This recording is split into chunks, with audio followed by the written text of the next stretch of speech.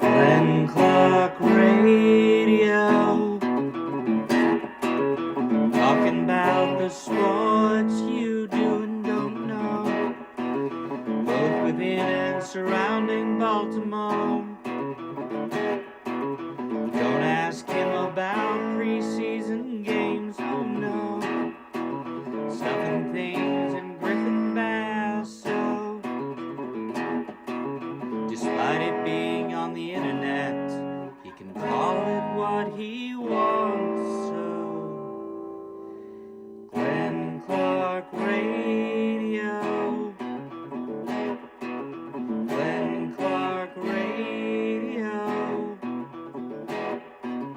Glenn Clark Radio.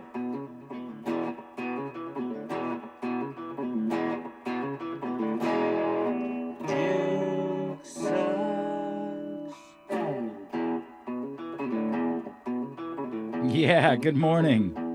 Good, very morning. It couldn't be more morning where I am. Hi, hello, greetings from downtown Las Vegas at the Circa Stadium Swim at the Circa. Griffin, I don't want to make you angry, but remember when the Ravens lost the AFC Championship game 2 years ago? I do happen to remember that. You remember that? I think you realize if they would have won that game, we would have been doing 7 days of shows from right here. Right here. I'm currently outside Cabana 7, it is. And we were debating what the best aesthetic was, and I think we all just decided that you guys wanted to see me. And by we all, me, I decided that because, I know best. Lounging in a beautiful lounge chair, overlooking the incredible media wall at Stadium Swim. I can turn and show some of this place, but Griffin, I actually posted some video earlier today. Although it's better now because there's tennis on. I just realized if you wanted to, we could do 6 hours today. I would just sit here. What time does the Orioles game start? The Orioles 6:40 today, I believe. 6:40, 6:35. Whatever they know. What time is that where I am? It's 3:40, right? So 6:35, I could do 6:35 start. Yeah, I could do 7 hours today if you wanted, and it would just be me reacting to the tennis matches that are unfolding in front of me. Right now, Ethan Quinn is playing at the Rogers Cup or whatever they're calling that now in Canada, the National Bank Open. And this is Nirvana. This is what bliss is like. This is where we're doing the show from this week. This is Stadium. Oops, sorry, hold on. Go ahead. I was trying to. Well, we want your.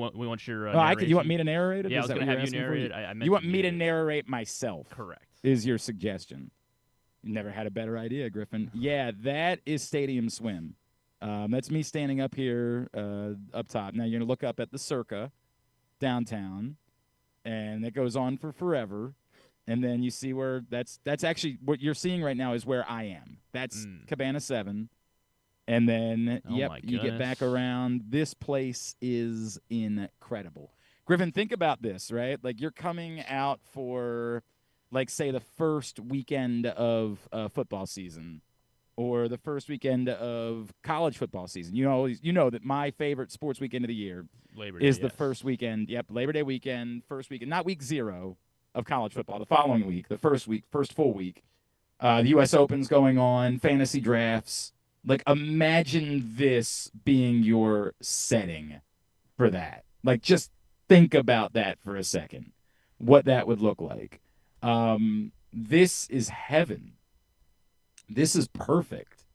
And there's actually, in the Stadium Swim area, there's actually, blackjack tables down. You don't have to go back into the casino in order to play blackjack. You can be out here, tarps off, and I'll probably do that at some point this week. Don't get me wrong. I'll treat you. You're welcome, ladies. I'll probably give you that gift at some point, and gentlemen as lucky, well. Yeah. Yep. But you don't have to get dressed. You don't have to go back through the whole thing. You can just go right down front, and there are blackjack tables right down front. So if you've been considering, and I would tell you that I've been considering the possibility of coming out for the Players Era Festival which Maryland is participating in Thanksgiving week. Yeah.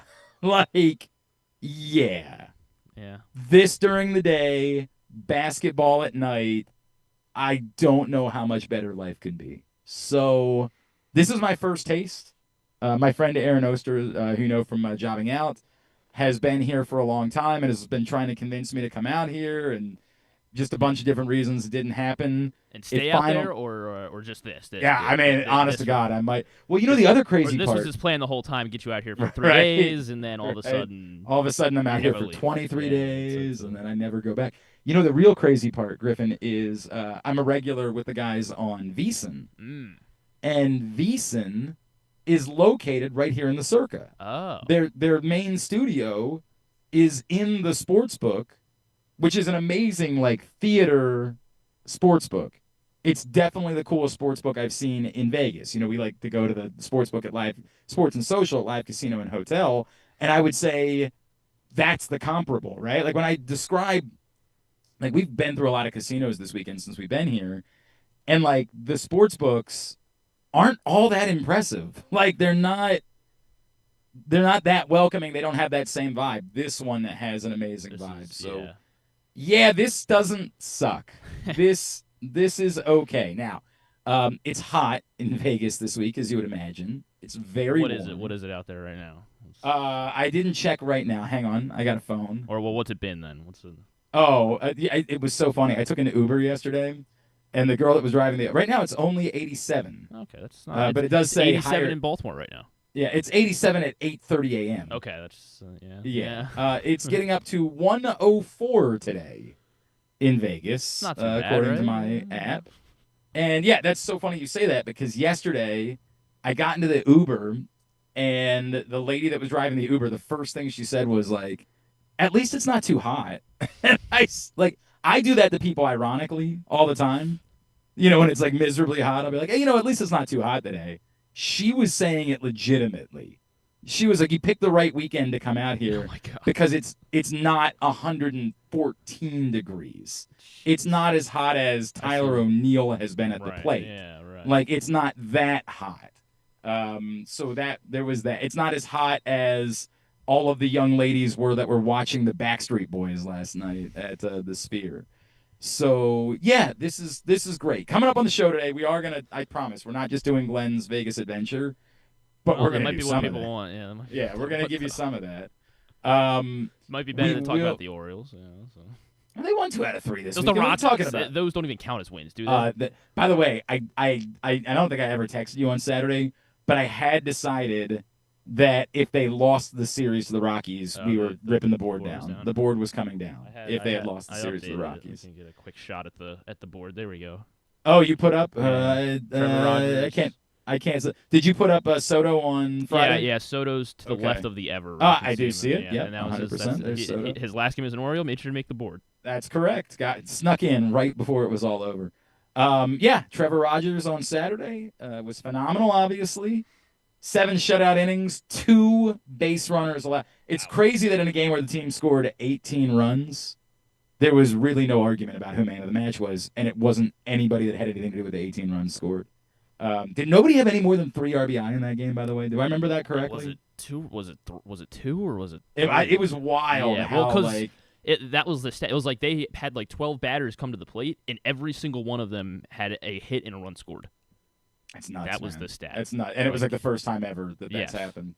And the largest shutout win in Orioles history as they won on Saturday. And then obviously Tyler yesterday. O'Neill had 3 RBI. Tyler O'Neill and Mullins both had 3 RBI. And they were the only ones that had 3. Mm-hmm. And that was the team high, which is crazy in a game where you score 18 runs. And then yesterday we gave it to Gunnar Henderson because he did the thing. Like once you do that, like I get it, Sagano was good yesterday, but like you do that, you're going to be man of the match. That's bonkers. That rules. It's a shame the baseball team's not good this year and there isn't more excitement about it because that is a 10.5. Like that's the type of thing that you would, if the team was good and the games mattered, you would remember that at the end of the year. We'd be talking at the end of the year, be like, what were your favorite moments this year? And everybody would bring up the time that Gunnar Henderson took 2 bases on a wild pitch and scored a run. Like we would talk about that eternally. But alas, that's not the story of the Baltimore Orioles. And so it kind of is what it is. Oh, yeah, there it is from yesterday, courtesy of Masson, Gunnar Henderson, noticing that, you're really all that serious about how quickly you're getting there, and the pitcher's not breaking.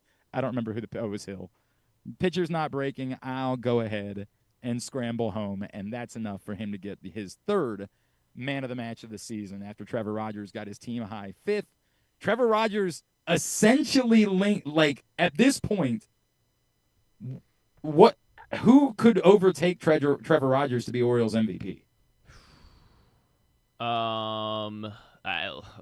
Unless O'Hearn doesn't get traded, right? Like that's the. Well, O'Hearn one is definitely getting traded, and two, like, I mean, he's not. He's been fallen off a little bit. Great for the last month. I mean, Gunnar, if like that's like a kick. Yeah, that's really it. If Yeah. Trevor Rogers were to fall off and Gunnar were to just continue to have a solid season, I guess he would default to being MVP at this point. But right now, Adley comes back, and he's Adley Yeah. Rutschman maybe. Right. Although maybe So is Adley that Rutschman is that tonight? Yeah, I believe that's what they said yesterday. The word is that Adley is going to be back tonight. So, look, obviously it's been a very disappointing season, and obviously there's not a lot to look forward to, but that will be something that we will be watching over the course of the next few weeks.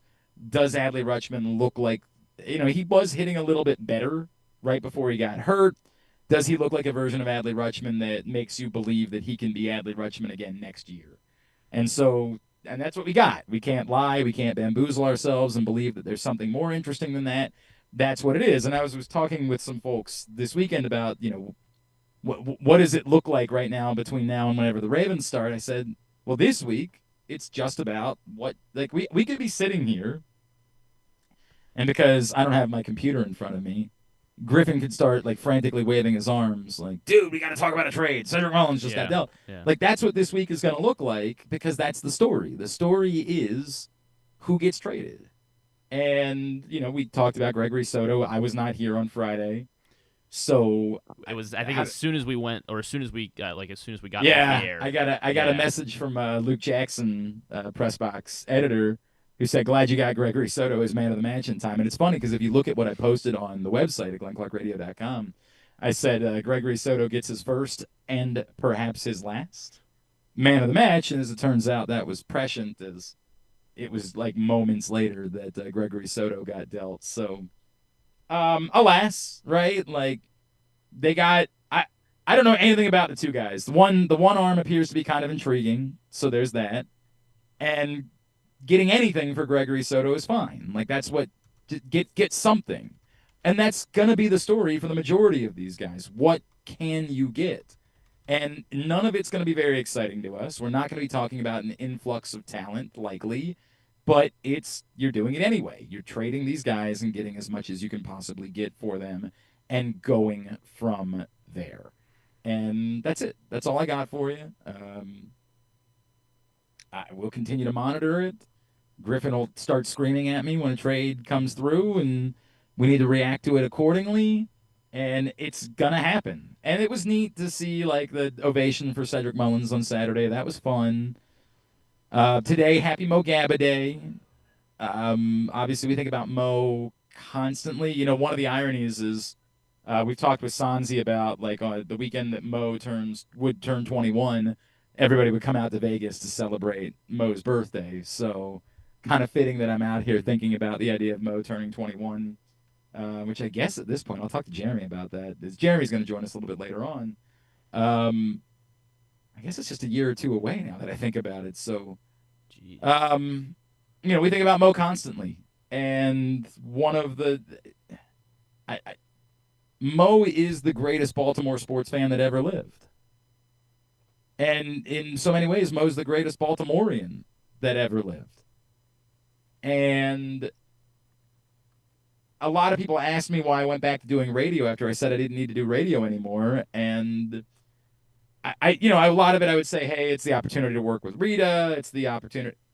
But a lot of it was me realizing how important radio was to Mo and how much that was his connection to the community. And how we got to know him was through doing radio.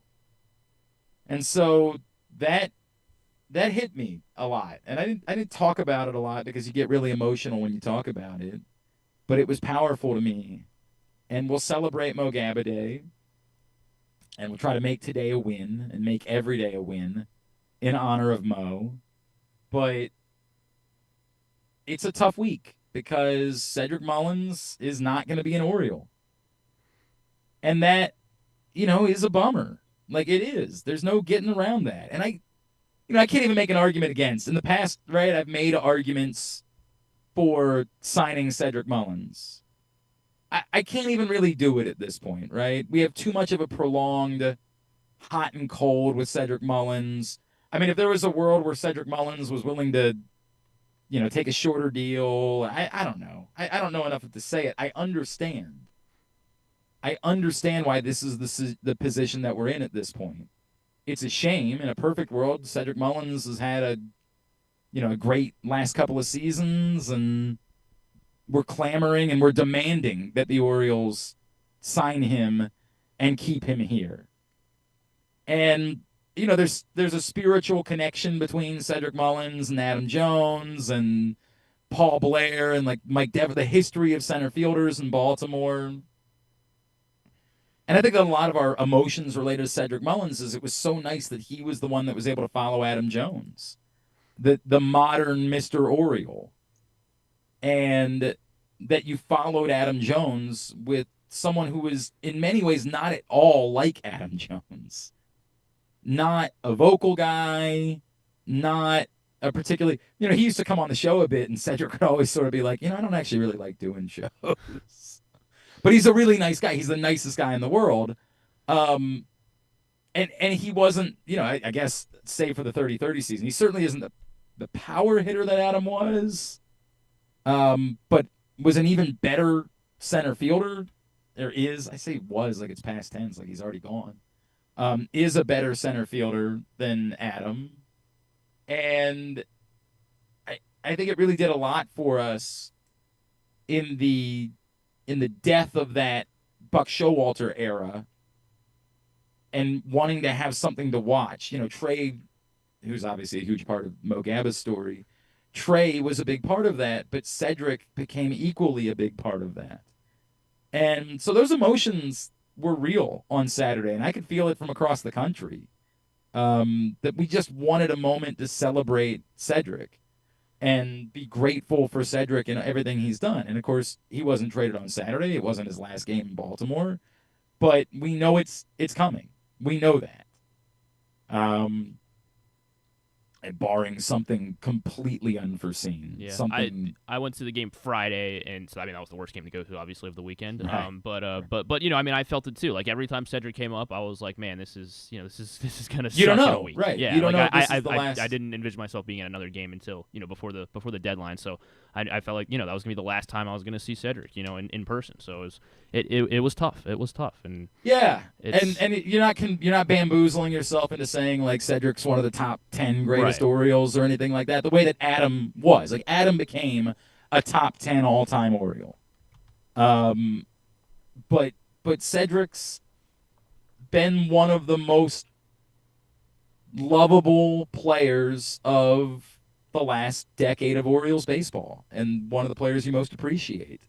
And, it's a shame that it was so streaky and that the injuries impacted him the way that they did the last couple of years. Those are huge bummers. But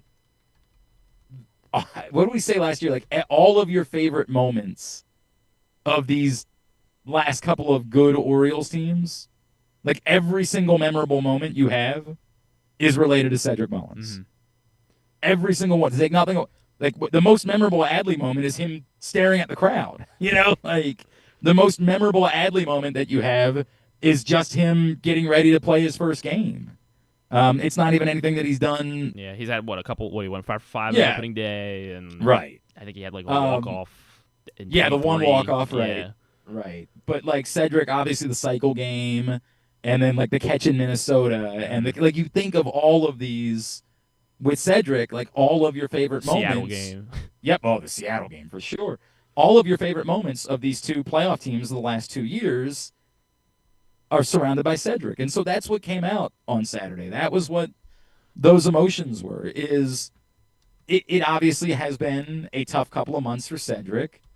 And so seeing him deliver and have a couple of huge moments at home in front of a big crowd on a Saturday night, knowing this is it. Those emotions were real, and they were poured out, and everybody knows what's going on. Like nobody is of the belief that we're going to wake up tomorrow and surprise, surprise, we're actually signing Cedric Mullins to an extension.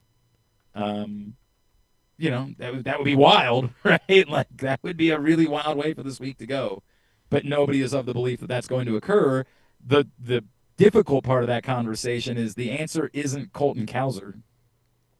Like, that's not the answer right now. I mean, it might be that they just say we're doing it anyway.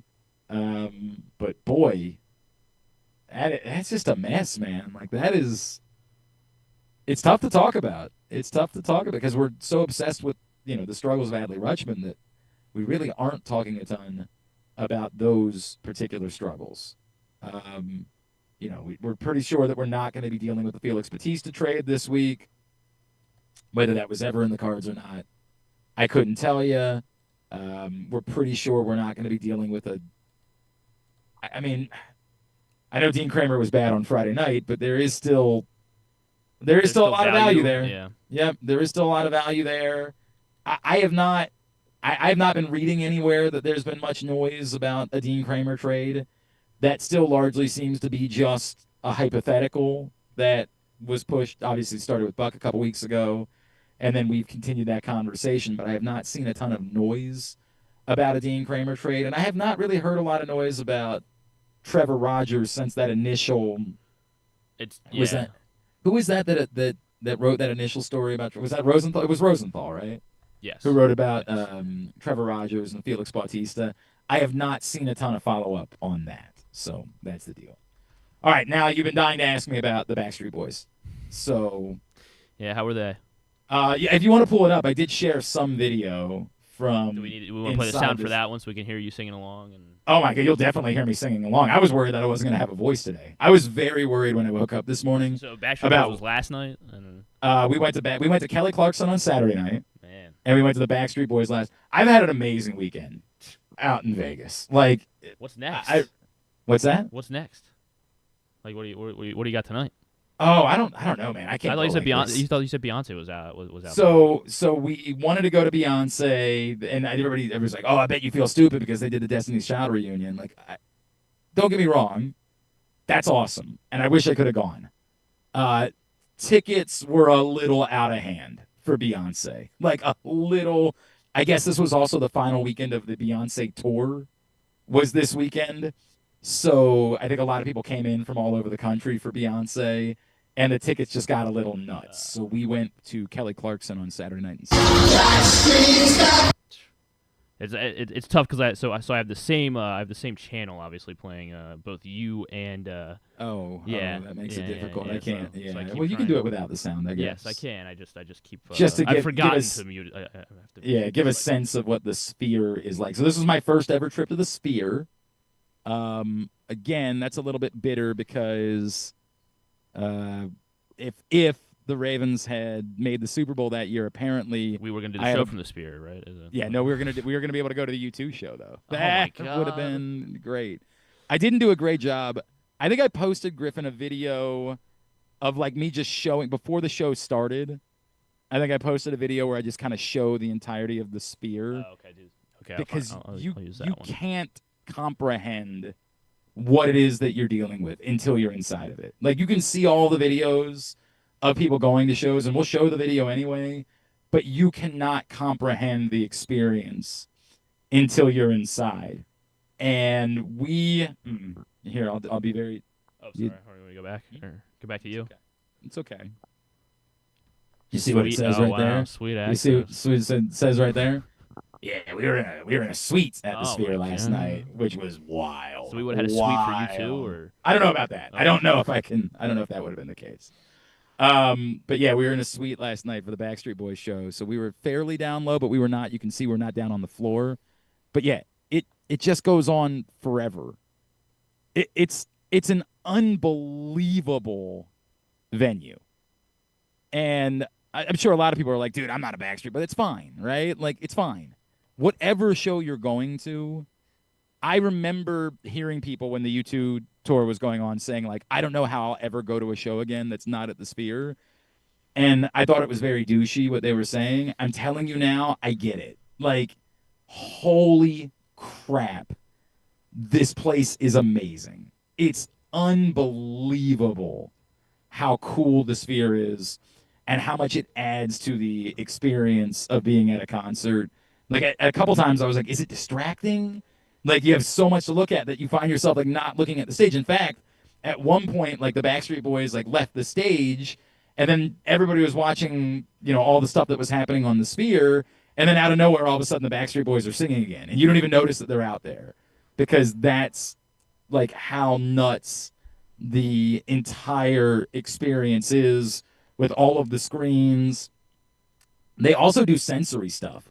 Like, it's not dissimilar to what's that, the Avatar ride at Disney World. Okay. Like, they do, like the seats like the seats shake. Wow. The seats vibrate. There were sensory, like, there were smells. There were, like, they changed. The Backstreet Boys have a song that's related to, like, being in Siberia, and they, like, changed the temperature inside the Sphere. Wow. To make it feel colder. So you weren't since you were in the suite, I guess you weren't, like, in the bleachers. Probably isn't the right word, but like the rest of this, like the elevated the seating seats bowl keep going up. They keep. My mom went once, and she was like, because they sat in the other seats, and she felt like they were gonna, like, every time you got up, felt like you were gonna fall over just because of how steep. It is how it's straight up and down. It's definitely straight up and down. There's no doubt about that. I did not experience that part of it because we were very low. But, like, I think, because we were looking at it, like, for the people that are on the floor, I almost feel like you miss some of the experience because, like, the screen just goes all the way up, all the way to the top. It's unbelievable. I mean, it's really genuinely unbelievable. It's really cool. And if you have, like, a favorite artist that plays at the Sphere, so, like, I would have loved to have been there for U2. I know the Eagles did something. A lot of I think the rumors out here are that Metallica is going to do it next year. Like, if you're a Metallica fan, figure out a freaking way, man. Like, it's just unreal doing the Sphere. So that was incredible. Enjoyed Kelly Clarkson. I got to play Pop Stroke for the first time. That's the Tiger Woods, like, putt-putt concept. Dude, it is difficult. Like, they have, like, legitimate undulating hills, and, like, it's wild, man, but it's a really cool. I'm ready to franchise one if somebody's ready to franchise it with me. So just let me know. I think Griffin said he's got 5 on it. So whoever else has some money to put down. But yeah, great weekend out here in Vegas, and awesome to be at the Circa and Stadium Swim. We come back in. Our buddy Steve Johnson will join us. We'll talk to him about what happens this week and who gets dealt and who doesn't. We'll do that next. It is a Monday edition of Glenn Clark Radio.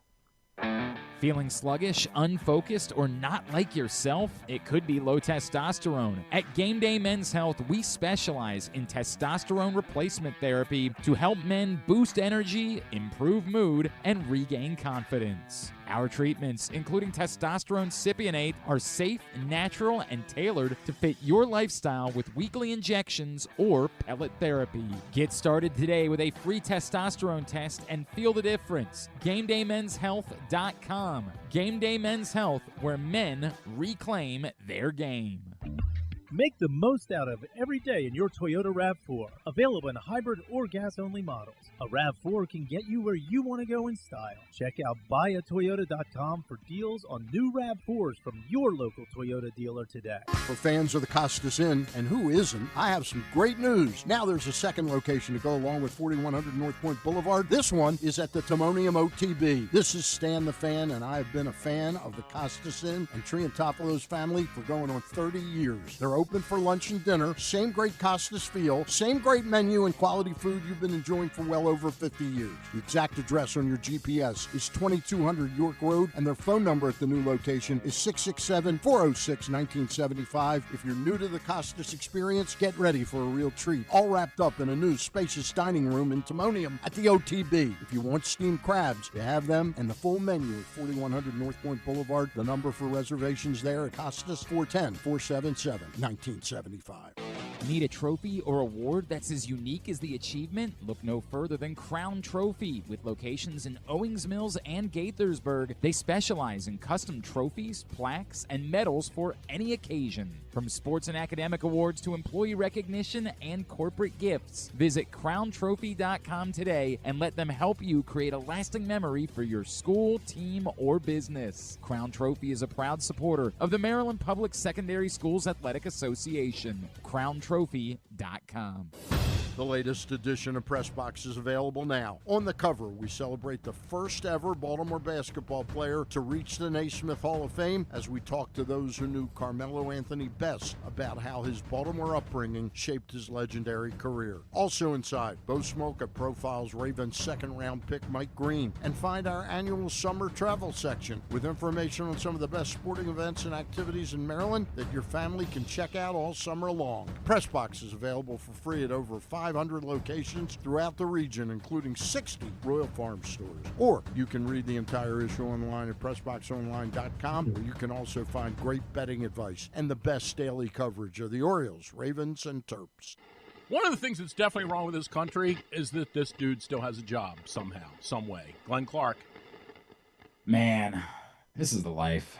This is the life. Just sitting out here right by the pool. Stadium swim at Circa in downtown Las Vegas.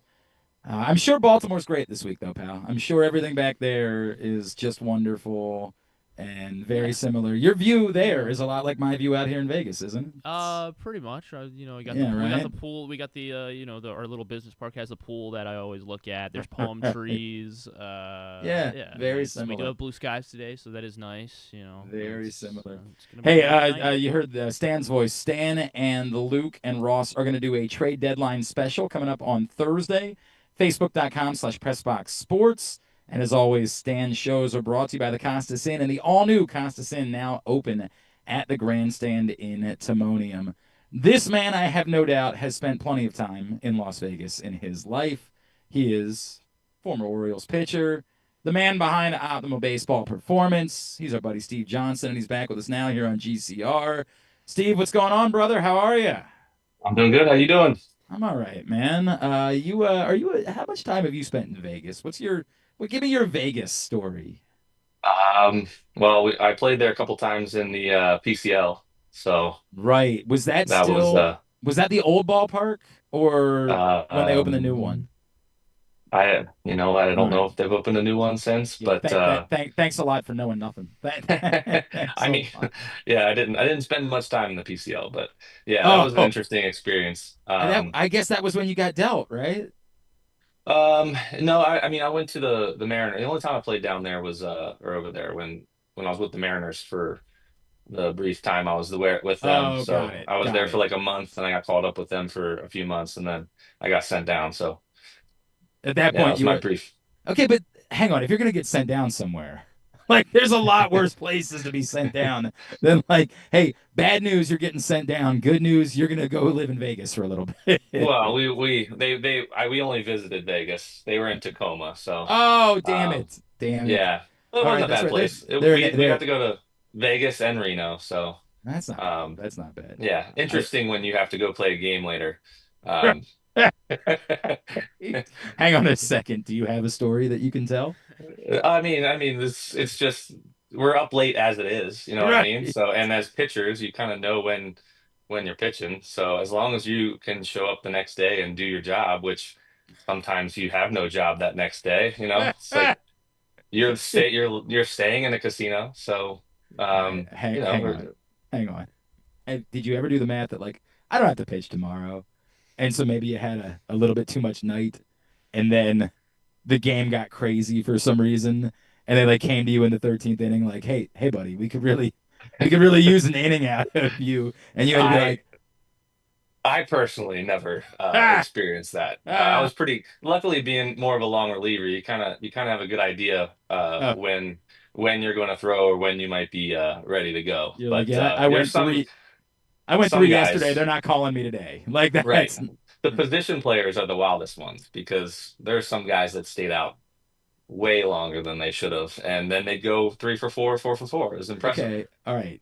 All right. We're you don't have to say any names. You don't have to tell us anything like that. Or he can. Oh yeah, right. If you wanted to. So a lot of times, someone will be scratched before a game, and everybody will be like, I bet he was out too late last night. And like we all tell those stories. We all know famously after you clinch, like you clinch a playoff spot, expect that there's going to be a couple of hungover scratches the next day. But did you ever know of someone that was scratched from a lineup or from a start, and you can say definitively it was due to a hangover and not due to whatever stomach issue they made up that was the reason why they were scratched? No, I mean, I really don't have anyone. Usually, guys played better when they were hungover. I mean, that's from my experience. But you have, I mean, unless you're dumb enough to go out before a day game, you have all day to Right. figure it out. I mean, there's sometimes guys are, you know, Steve. struggling through BP, and then Right. it's I was gonna 7 o'clock say, game. let's not pretend like some of us haven't been hungover at 6:30 the next day. Yeah, still. but I mean, a lot of times I don't know whether it dumbs them down in terms of like what see ball, hit ball, and they simplify it. I don't know what it is, but a lot of the guys that were struggling or it looked like they were struggling, you'd be like, oh man, he might be in for it today. And they went out and just absolutely dominated. So obviously, it's not a every night thing, but I mean, that's from my experience. That's kind of what I saw. I went out to as you know, because we're close in age. I'm not of the age where I'm going out to certain places anymore. Like they're just not. I ended up at a place in Vegas on Saturday night called the Rouge Room, and I just looked around and said, the person I most spiritually connect with here is the person who's checking the volume of the like. That's Griffin's in his Rouge Room era. I am well past. As I know you're a Taylor Swift man, I'm no longer in my Rouge Room era. There you go. I'm definitely in my sit out by the pool at Stadium Swim and throw a couple of bucks on a tennis match era. That's the era that I'm in Vegas. So this is Man, perfect for me. it's not a bad era. Dude, it's a great era. But I was at the Rouge Room on Saturday night, and I found out that it was a common hangout of a lot of the Las Vegas aviators. And I There you said, yep, this is about right. And then I was just thinking about like how that would work and what this is going to be a real thing when the A's move here. Like this is going to be part of the equation. Well, Yeah. what we noticed, or what we talking to the talking to the other team who played in Vegas, they a lot of the time would do pretty well at home. Everybody else. The other team saying that they put us up in the casino. Right. Um, Right. They're not used to it. You're up later than maybe you have reasons to be up later than you need to be, and then Everybody catches the Vegas flu. Is that the? Yeah. Right. What's the go-to game for you when you come out to Vegas? Are you a poker player? Are you I love craps- roulette. You're a roulette guy. Okay. Yeah. All right. Give me the zeros all day. I did a little blackjack, a little bit while I was here. My Vegas friends made fun of me. They're like, dude, there's no art to blackjack. I'm like, stop it. I don't want art. I just want to sit here and lose my money. Like, what are you talking about? That's all that I want to do. So, it's a good time. All right, let's get into a couple things. We talked last time, you and I, about the idea of trading Dean Kramer. I want to present a different name to you. Trevor Rogers, I don't know how to explain what he's doing. He's the MVP of the team. Like, he's their singular best player overall at the moment. Is that something that you would think about at all? Like, do we know that this is real and this continues next year? Or are you potentially selling a Cy Young candidate that might be nothing but an 8-start flash in the pan at this point? I mean, it's a pretty good thought. I mean, there's no one pitching better right now. It's insane. There'd be a lot of teams I would assume that would I'm not sure how much because they might be thinking the same thing. I'm not sure how much we want to give up for someone but at the end of the day, also some teams just might be looking for, hey, we want to finish this year out. He's dominating, so he's pitching better than almost anyone in the league is. So he's who we need, and they throw a bunch of guys at him. So it wouldn't be a bad idea. It's tough to know what the Orioles would do with him anyway. So it's again, you kind of just restock if you want to, but it's a tough one. this whole team is a tough call. I don't like this is such an existential conversation that I've been having recently. I'm in such a strange place trying to figure out if I believe they're a year away from being able to compete to win a championship.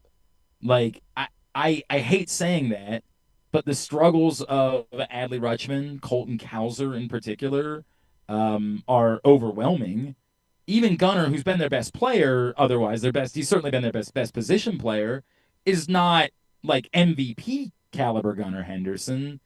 It feels like there's a lot of things that have to go right, and you need health luck, and you need to add in the offseason in order to get back there. So with Trevor Rogers only having one more year of control, is it practical to think that this team can be back to competing to try to win a World Series by next year? I mean, they can. They just have to all perform the way they can. I mean, you would have said the year before they won 100 some games, are they a year away from winning 100 some games? It's like, That's well, fair. they they can. It's really the same core with obviously a couple guys being able to have a couple years under their belt. But it's going to take them staying healthy and getting certain guys back, having a steady rotation instead of being able to throw guys into the rotation that probably shouldn't be in the rotation and dealing with the injuries that they've had. It's the up and down of being inconsistently on the field. It's you got to be on the field to kind of maintain a nice little rhythm, and I don't think anyone really has. So that's a tough thing when you also I don't think they've fielded a team that they wanted to field in terms of what they had set out to field for the season. I don't think they've all played together once with the injuries that they've had. So it's a tough thing to call, but um, if you have any if you have a too good I mean if you have a good offer, why not? We're chatting with Steve Johnson here on Glenn Clark Radio. Steve, one of the things that I think has been most frustrating, and our friend Ryan Ripken was railing about it with us last week, is like the fundamental mistakes that this team has made this season. The little things, what was the afternoon game last week where they're trying to throw down to second and nobody's standing on second base. There's no one to throw the ball to. No one is making a move on an attempted steal towards second base. Like you're just falling asleep. And I don't know how much that's directly correlated to interim manager, lame duck manager, however you want to refer to it. What do you make of the consistent, just fundamental mistakes that this team has made this year? And is that just fixed by getting a quote unquote adult in the room, a Buck Showalter type, a veteran manager that demands attention and demands accountability to detail moving forward? Yeah, I mean, that's you can say they need a manager, but the guys know they've been playing long enough to know what they're supposed to do. And even the guys up the middle, most of the time, they've two of the guys that have been on the field the most this year. So it's not Fair. like you can say they haven't played together.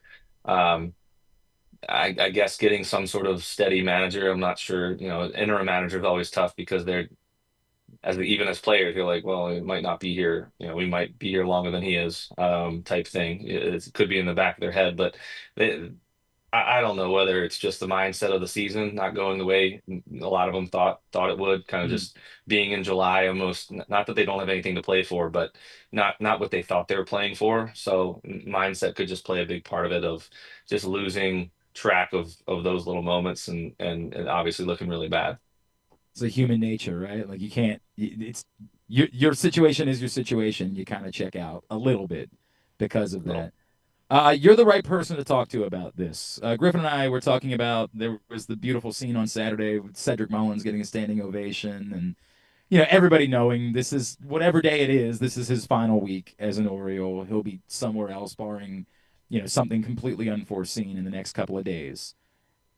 How do we measure everything that Cedric Mullins has been versus the acknowledgement of what we maybe wanted him to be the last couple of years? There were times where you thought he could be a centerpiece of this franchise and maybe a guy that you were going to give a big contract to, but just never able to consistently be that guy versus how wildly entertaining he is, how like every memorable play of these last 2 good seasons of Orioles baseball all came from Cedric Mullins. What is the Cedric Mullins story as a Baltimore Oriole?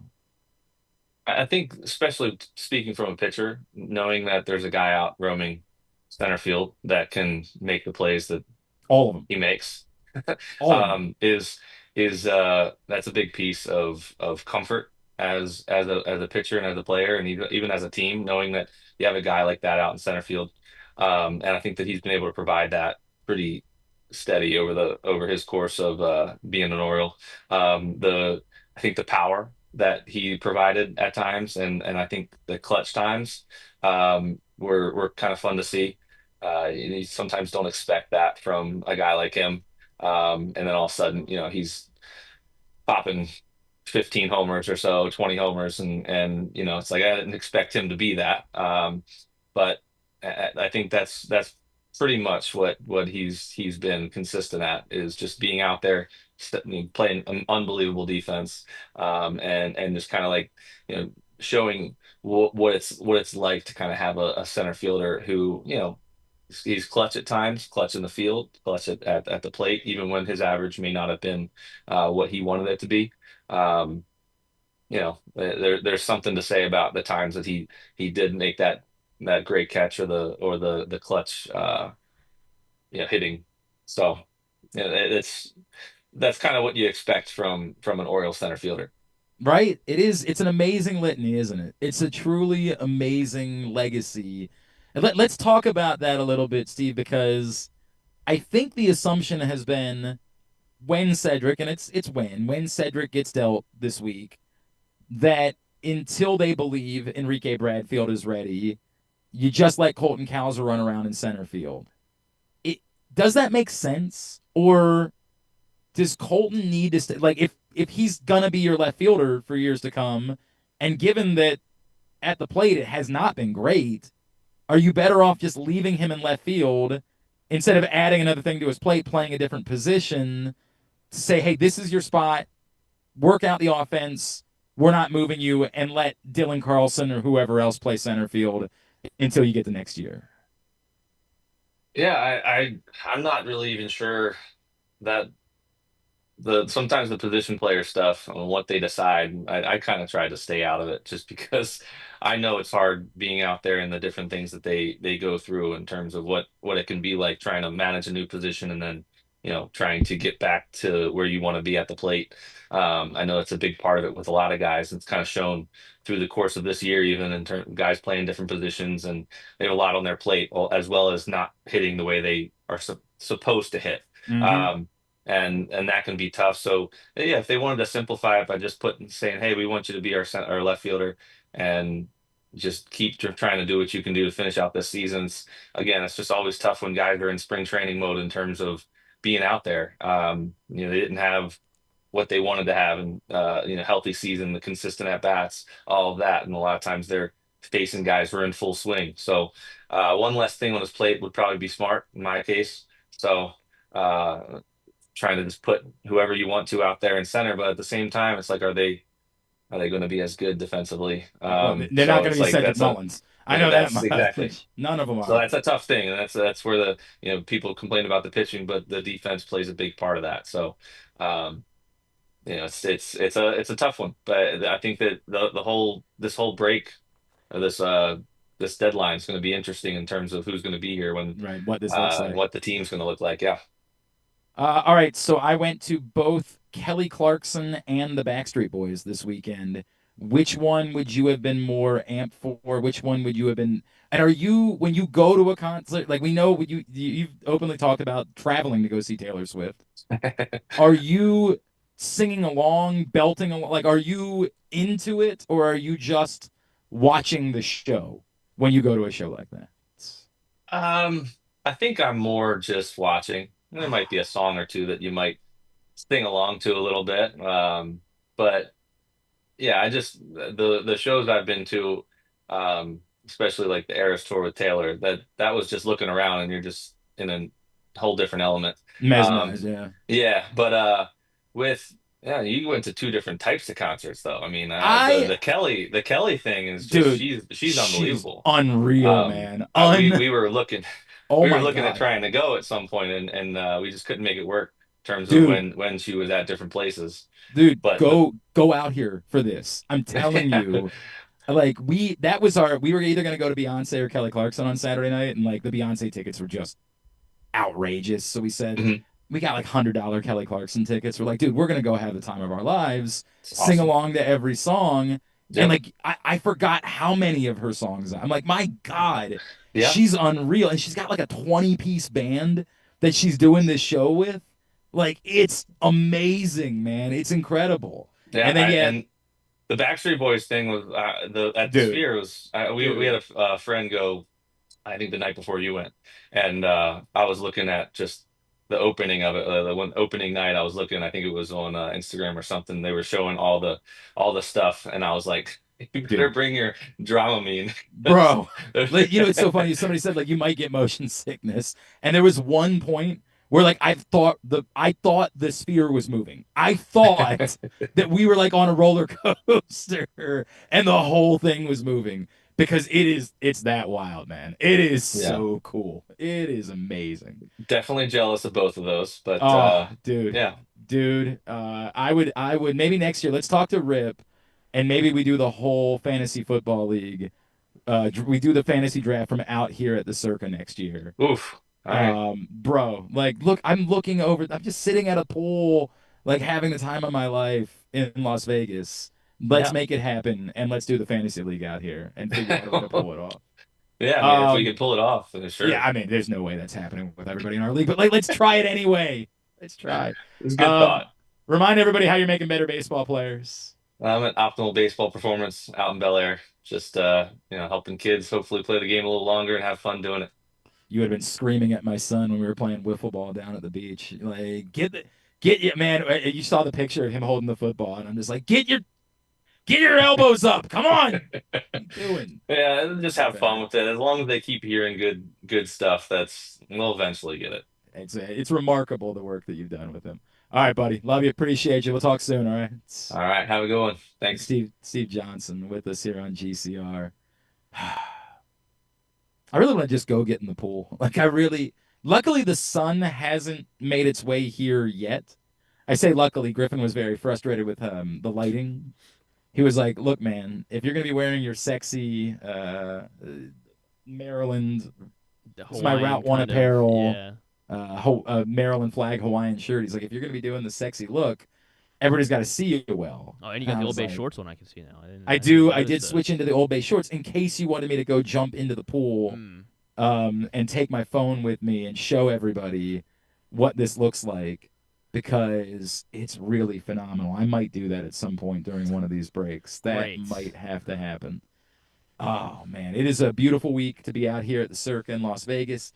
Do you want to play, Griffin, do you want to play Circa Survivor?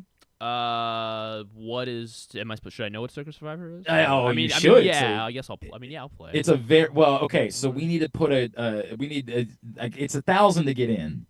So you've got the first 900, right? And then I'll put 100 in too. Oh, this is. Oh, wait, like the NFL Survivor pool? Is that? Yeah, what yeah. What we're talking about. It's the Circa Survivor is the oldest and the most famous Survivor game. Got it. That exists. Okay, I remember now. Yeah, this is the one where they had there was like a couple people. Well, they fly them out, right? 100%. Yeah. When you get to the end of the year, they all fly them out and they watch the games here. Actually, right out here at Stadium Swim.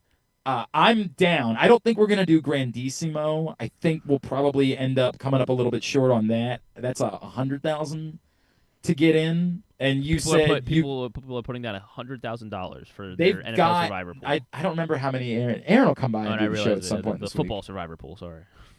Yeah, I think like a handful. They've already got a handful of entries for the Grandissimo. Far more people that play Circa Survivor. So it's $1,000, and you can be the captain of the team. Yeah. Well, like yes, obviously. I'll let you make final choices. But I'll put in $5. I think is the.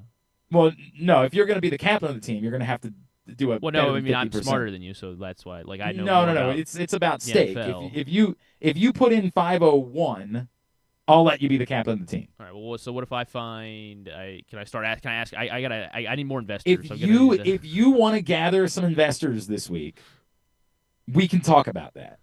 we can talk. But if it's going to be a group of investors and I'm going to have my say limited, Correct. then we're going to Yes, have to you will. move. No, We're you going to will. have to move the numbers on that.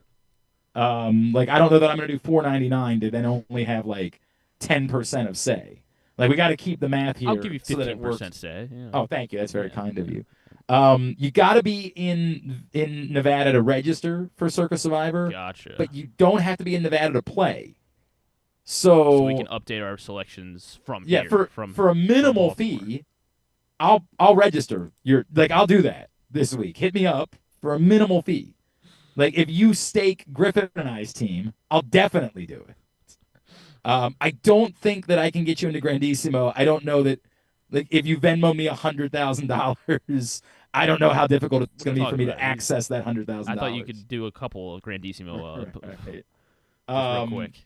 But yeah, I want to play. I've never played Circa Survivor before, and like being out here, I'm definitely in that. Like, let's do it. Let's do. I know it'll be crushing. Like we'll pick a team in week 3 that we're like, dude, there's no way the Browns are beating the Bengals. The Bengals, right? Yeah. And then they'll crush them. Joe Flacco's going to come into Cincinnati, and yeah. But I'm down. I'm down to play Circa Survivor at some point. Everybody that's walking by is like, "What is this guy doing?" Because I don't look like a radio show. Yeah, you know just what I kind of mean? look Like like a podcast. I just look like a that's- guy sitting on a lounge chair talking into a microphone, and to like nobody. You know what I mean? Like, so people are like walking by, like, "What is this guy's deal? Like, what is he Talk about doing?" the Orioles. Right? Yeah, Well, very obviously, excited. that's what everyone's talking about right now. The Orioles. Well, actually, when we come back in, we're going to talk a little Ravens. That's what we're going to do next. Aaron Schatz will tell us a little bit more. We talked about it last week. ESPN thinks the Ravens have the best roster in all of football. Aaron Schatz will tell us more about that next when we come back in. It is a Monday edition of Glenn Clark Radio.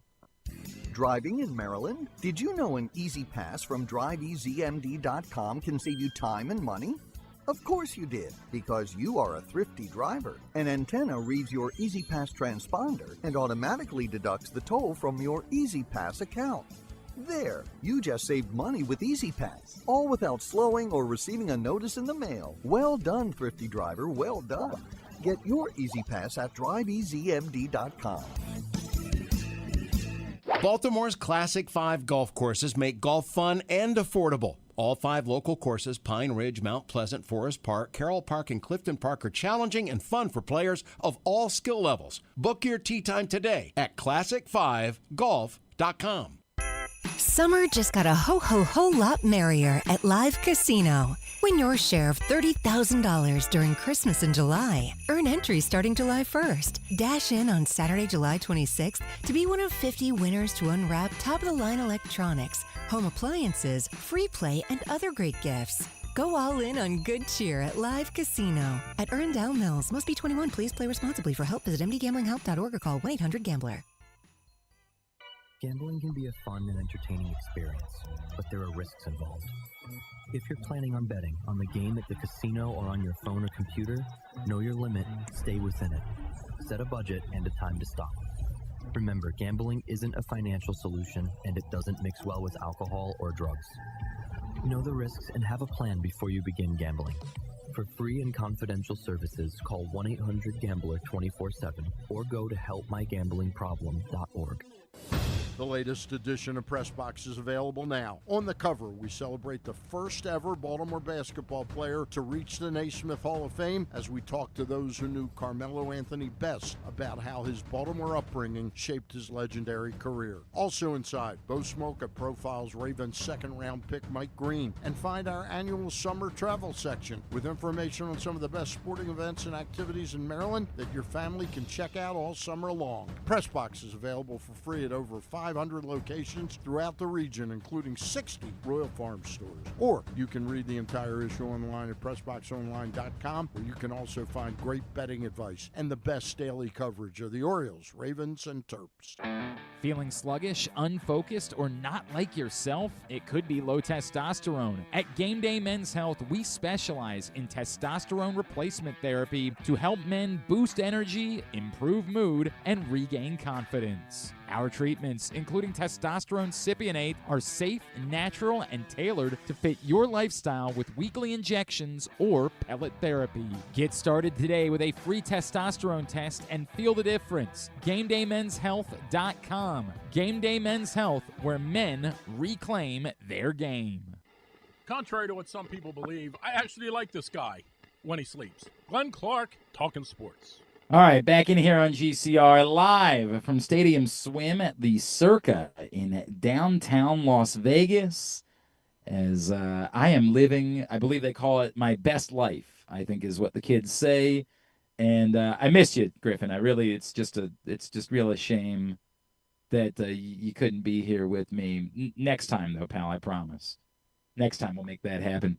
And again, if you're headed out here for the Players Era Festival, Maryland is playing in that in Vegas in Thanksgiving week. I would seriously encourage you to hang out here at Stadium Swim and the Circa. It is an amazing location. Ravens continue training camp as they start moving towards the first preseason game.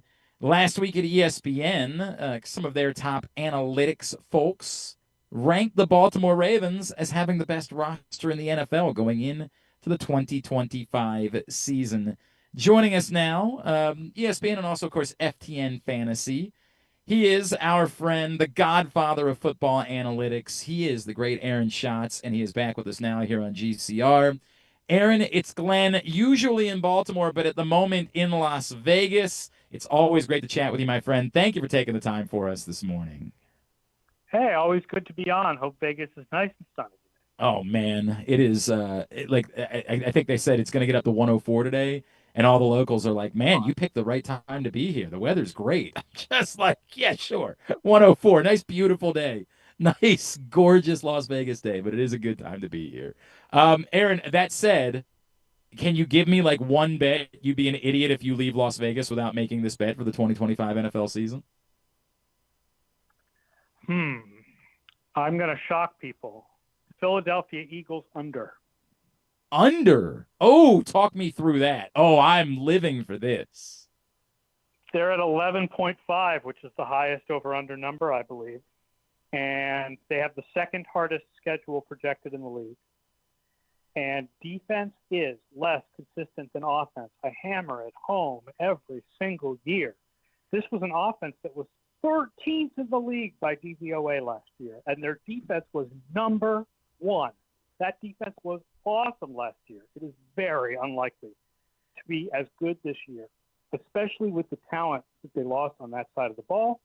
If the defense comes back to the pack a little bit, unless the offense takes a huge step forward with that schedule, they're going to win 10 games, maybe 11 games, not 12 or 13 games. Wow. You know, I like the thought, and it probably dovetails right into the conversation about what you guys did at ESPN, because I have no doubt that you heard from a lot of Eagles fans. Obviously, everybody here in Baltimore is like, unlike in the past, Aaron, when you were public enemy number one here in Baltimore, everybody in Baltimore now is like, oh, man, we love Aaron Schatz. He's the best. Why the Ravens over the Eagles? Because I guess my thought was, if we outweigh quarterback, if it's not every position is made equal, and we say the weight of quarterback is greater, then I probably would listen to that argument that the Ravens have the best roster. If every position is made equal, it's hard for me to think the Ravens roster is better than the Eagles roster is. Well, all positions are not. First of all positions are not equal. That is true. Quarterback is the most important position. And we need to get off this idea. First of all, it's very clear Lamar Jackson is one of the three best quarterbacks in the league, right? You can argue about the order. Mahomes, Allen, Jackson, that's the top three. Joe Burrow is 4. There are a lot of guys who could be 5. This idea from Eagles fans that Jalen Hurts is absolutely, definitely 5. If you got in a time machine and you went back to November and you told Eagles fans that that's what they would be arguing, they would tell you they were insane and Jalen Hurts sucks. Right? He was not the 5th best quarterback in the league during the regular season. He had a couple of good playoff games. So and it's a big gap. So Aaron, are you some people would say that's a sign of what Jalen Hurts can be with that offense and all of the personnel that they have. I know we talk about predictive things all the time. I'm assuming you're less convinced of that than some people would be. I mean, they can be, sure. And, Carolina can be a winning team. There's all sorts of things that can happen, right? Like, I mean, you don't judge teams based on their two best games. I mean, if you did, the Ravens in their two best games just demolish the other good opponents, right? Like, the Ravens for 2 years now have played against good opponents and killed them in the regular season, just totally killed them. The Ravens were number one in my numbers last year during the regular season. Now, we can talk about, like, why is it that they can't seem to get over the hump in the playoffs? I don't know the answer to that question. I have a hard time believing that there's something inherently wrong with Lamar Jackson, that he can't get over the hump. And I know there's not something inherently wrong with John Harbaugh because the man won a Super Bowl. Yeah, he's done it. That's true. So it just so happens that the Kansas City Chiefs have gone on this run that combines luck with skill. And, the best teams in history to not get to the Super Bowl are basically the last 5 years of the Ravens and the last 5 years of the Buffalo Bills. It's insane. It's insane. Aaron Schatz is with us here on GCR. Aaron, when you look at the Ravens roster specifically, is there any actual area? Like, a lot of people, look, kicker is its own animal, right? And I guess in a weird way, it is the biggest area of concern for the Baltimore Ravens. But are you particularly concerned about guard, particularly concerned about, Trenton Simpson lining up next to, or do you feel like all of those other things, they've got everything they need for it to work out, outside of health? Every team has weaknesses. Buffalo general manager Brandon Beane doesn't like to hear this because if you tell him that his team has a weakness at wide receiver, he gets very angry. But every team has a relative weakness. No team is perfect. Absolutely worried about the left guard position. No question. Absolutely worried about the wide receiver depth. Not great. Okay? Malachi Starks, you are depending a lot on a rookie at safety because of the Ardarius Washington injury. Jair Alexander, man cannot stay healthy. Right. Okay? I don't know how much Awuzie has left behind him. So, of course, there are questions, but it's a great roster overall. It's an outstanding roster overall. There's no question about that, and it's top-heavy. You bring up wide receiver depth.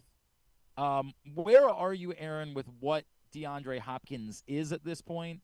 Because there are a lot of people around football, like, as I was having conversations, that were surprised and didn't think the Ravens, it was smart for them to. Like, my thought is the expectation is so low for DeAndre Hopkins that the things they need from him, a couple of big catches every game, at least still being a threat in the red zone, he probably could still do those things at this point in his career.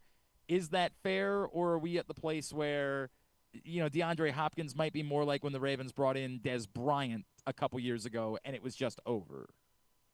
Yeah, surprisingly reasonable in my DVOA ratings last year. Okay. I do think DeAndre Hopkins has something left. I think the bigger problem is the lack of a lot behind that, right? That he is older, right? And with age comes a little bit better chance of injury. And once you get past him, Bateman and Flowers, now you're talking about Tylan Wallace and Walker and LeJontay Wester, who's a rookie. And who are these people? Like, some street free agents. Like, there's just not a lot. Is that mitigated by the tight end depth, though, Aaron? Like, does that make you say maybe it's not as much of a concern because at that point the wide receiver behind DeAndre Hopkins is really your sixth or seventh pass catcher? There's still times that you're going to want to go there's still times you're going to want to go three wide. Yeah. Like, yeah, you go two tight ends a lot, but there's still times you want to go three wide. And frankly, if one of the tight ends gets hurt, I don't know, is Charlie Kohler like a really great receiver, or seems like more of a blocking guy to me. Yeah, that's fair. Yeah. So, I mean, there's definitely depth questions because, again, no roster is perfect. Yeah, there is no perfect roster. And to your point, even if they had a perfect roster, that doesn't guarantee anything at all about the postseason. It does not guarantee a single thing about the playoffs. Who is the team in your rankings, Aaron, that you found you were surprised by what your numbers, what your research said, that like you looked and said, this is a better roster than probably the majority of football fans realize it is? The Arizona Cardinals, I think. What? Yeah, that's a team that jumps out to me for this year that's better on, especially on defense, I think, than people realize. They've added some good stuff. Campbell still has it. Dalvin Tomlinson, Josh Sweat, getting Will Johnson in the second round, Walter Nolan, the first-round pick. There's some good defensive players on that. Now, they just lost one of their corners named Starling Thomas for the year with a torn ACL. But that's a good that's an interesting defensive roster right there. And on offense, there are some good players like Harrison and Paris Johnson Jr. and Trey McBride. We could have done this. I don't know that would have been in my top 15 guesses, but as you lay it out, I guess I've just sort of forgotten about all of the pieces. Right. I mean, you're not asking me who has the best roster. You're saying who has the best roster, yes. better roster than people realize. And we have Arizona in the top half of our projections for this year. Being out here, and I do a lot of hits with the folks at VEASAN, who's right behind me here at the Circa. They'll ask me a lot about the division, and I'll say I don't think it's a 3-team conversation. And I say that to say, look, I've done this long enough with the Steelers, and I have such reverence for Mike Tomlin that they're going to win 9 games no matter what. Like, that's just going to happen. But I don't think they have a very good roster. I don't think it's just an Aaron Rodgers problem, where I think he's limited at this point. I think they have like 2 or 3 really high-end pieces, and I don't know that it's a very good roster outside of that. And I just don't see them, short of serious injury problems for the Ravens and Bengals, as being that much of a threat in the division. Am I wrong about that? Nope, I don't think so. A lot of their high-end pieces are in their 30s, too. That's the thing, right? TJ Watt, 30s. Cam Hayward, 30s. Darius Slay, 30s. Jalen Ramsey, 30s. Like, it's weird for me as a man of 50 to be talking about 31 as old, but in football terms it is. That's the way that I feel. Like, it just feels like a group, and I kind of don't really know what they're doing in Pittsburgh, which is, of course, good news for everybody in Baltimore. But it's sort of surprising to me that like they're kind of forcing the issue with this group instead of like saying, hey, we need to get younger and figure out what the Steelers are moving forward. Part of the problem is they're facing the sort of problem that the Patriots faced with Bill Belichick, which is can you be a massive losing team that gets a top quarterback in the draft with Mike Tomlin as your head coach? And it turned out the answer with Belichick was yes. Right. So the answer with Tomlin might be yes, too, but you got to jettison some players if you're going to do that. They like you have to almost purposely tank. Yeah, 9-8 purgatory. That is crazy to think about. All right, Aaron Schatz, what else is going on in your world? What else are you thinking about between now and when football season begins?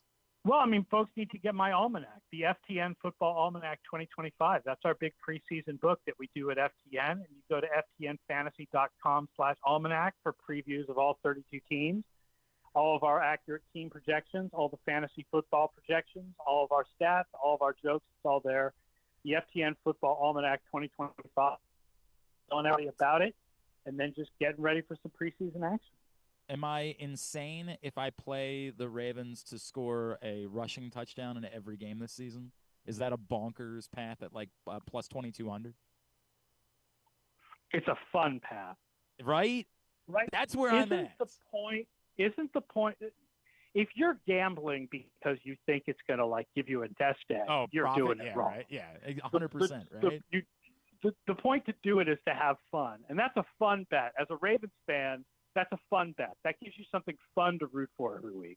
Like, I'm definitely going to play to score a touchdown in every game, but the rushing touchdown in every game is wildly exciting to me. Like, you've got a Derrick Henry, Lamar Jackson offense. Give me a rushing touchdown in every game. Aaron, always appreciate you, brother. Thanks for spending a couple of minutes with us. Let's talk again as we get a little bit closer to the start of the season, all right? Sounds good, man. Thanks for having me on.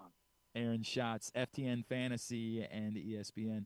Speaking of Aaron's, you want to come over and say hello? I don't know how we got to set up. My buddy Aaron Oster, who's the reason why we're here. There's Aaron here. There you go. Aaron, you know, it's really funny. I don't even know exactly what your title is. Circa Sports Marketing Manager. Circa Sports Marketing Manager. Yeah. Aaron Oster, who you all know from Jobbing Out. That's right. And you know, God, where all did you work when you were in DC? Just 980 the whole time? It's mostly 980, a little bit. You're at NBC, yeah, right? And Baltimore Sun when I wrote for the. Oh, that's right. You replaced Kevin Eck. That's right. At the Baltimore Sun, right. And I think accomplished exactly as much as Kevin Eck during at least as much. I would say, who's Kevin Eck? Love you, buddy. We are having an amazing time. I've told everybody about the weekend. I did bring up the Rouge Room. The Rouge Room. Griffin, I think, would fit in at the Rouge Room. I think Griffin would have a great time at the Rouge Room. We got some loud music going, and we can't hear each other speak. Like if we were trying to have a conversation. Aaron introduced me to one of his coworkers at the Rouge Room. Okay. And we talked for like 5 minutes, and then I realized that I was only guessing what I thought it was that she was saying. Like, I think I could follow up. I think I was engaging. She worked with F1, and I got that far. And then Griffin, I did have to sheepishly. This was somebody who works for F1, and she was like, "So, are you a fan?" And I was like, "Oh, the movie was great. I really liked the movie. I really enjoyed the movie, and I did. That's a straight shoot." And then I finally was like, "Okay, don't be mad. Don't be mad." But I do a bit where I'm like, why are we all pretending to be F1 fans? Which is a legitimate bit that I do. Maybe that's why she Pull the microphone a little bit closer. Maybe that's why she sat away from us at Backstreet Boys. Oh, she did. Well, no. So we were just talking about this with Steve Johnson a second ago, where he was like, did you have motion sickness at all? And like your friend legitimately was dealing with some of that at the Sphere. Yeah, she had to sit back a little bit so she couldn't see the roof, because if she looked at it dead on, she was fine. But it was like she was getting vertigo or whatever. It was. Aaron and I just kept looking at each other like, holy crap. This place is everything you think. Because like, it's one of those things that you almost worry is completely overhyped, right? I don't know how much you did. We didn't really talk about that. I did. This is the first time I had gone, simply because I didn't think there was any way, like, it was like, okay, this is cool. This is just going to be like a cool IMAX thing, right? Basically. No, not even Dude, close. Whatever you think the Sphere is, it's that much better. It is, there is no comparison. It is the best thing I can give you is it's a concert combined with the Avatar ride from Disney. Like, yeah, it is. It's just unreal, man. And we just kept looking over each other. And Aaron and I have actually been to a Backstreet Boys show before. And we had the time of our lives. It's just a regular Backstreet Boys without good seats, without we were in the upper deck of the arena in DC for a Backstreet Boys show, having the time of our lives. Because we're that age, and it all resonates with us. This was that on steroids. And we had great seats. And the experience is just unbelievable. And we legitimately found ourselves a few times just almost getting lost in the experience. That intro where, they beam down, I gasped. I literally said, yeah, we looked like, they're there. It was incredible, man. It was unbelievable. All right, so Aaron Schatz tells me I need to put some money on the under for the Eagles win total on the season. He says he doesn't like 11.5. And that's Aaron Schatz saying that. So I'm inclined to race in. Now, do I have to go inside? No. See, I can go right down in front. Stadium Swim is Mecca for sports fans. You got this big screen. You're lounging out here. It's unreal. You got betting kiosks. You obviously got bars, and you got blackjack tables. What more do you need? Unfreaking real. And if you play blackjack like Aaron on Saturday night, you will lose lots of money in 5 seconds. Yes, in actually. 5. He was like, why did I leave the Rouge Room? Everything was good at the Rouge Room. Never leave the Rouge Room. 100%. Boy, the view from here is lovely. Yeah, this is incredible. This is really incredible. So give everybody the details for website, all that. If they're thinking about coming out when Maryland's here playing basketball in November, what do they need to do? I guess it's just go to Go book now. Yeah, circalasvegas.com. It's going to be a great week to come out. The weekend before is F1 weekend. Ooh. So if you come on Saturday or on Sunday, that's when prices go down. Thanksgiving week, generally a little bit shaky here in Vegas, so you should get some pretty good prices. Of course, you want to have it here at Circa. Though if you even want to go a little cheaper, our sister property, the D, right down the street, gets all the benefits. I can see that from here. Yeah, staying. I love the D. Who doesn't? And you stay there, you get into Stadium Swim for free. Griffin's never heard that joke before because he doesn't listen to Jobbing Out. Terrible. So he doesn't know that it's a regular bit that I do. It's the first time he's heard that. Turn the camera and show that it it actually exists. I actually think at some point I'm going to just hop on my phone and like go for a walk. I like this. Around and get in the pool and the whole thing. I did switch into my shorts. Okay. So that I could go do that at some point. Perfect. But yeah, this is immaculate. This is truly immaculate. And I was talking about Griffin's going to stake our Circa Survivor team. Awesome. Griffin said he's going to do like a 51% share. What'll be your team name for it? Oh, Griffin, what's our team name? What do we what do you want for when we give you the giant check at the end of the year? Right. Do we do the G spot or the G spot? That's not bad. That's not bad.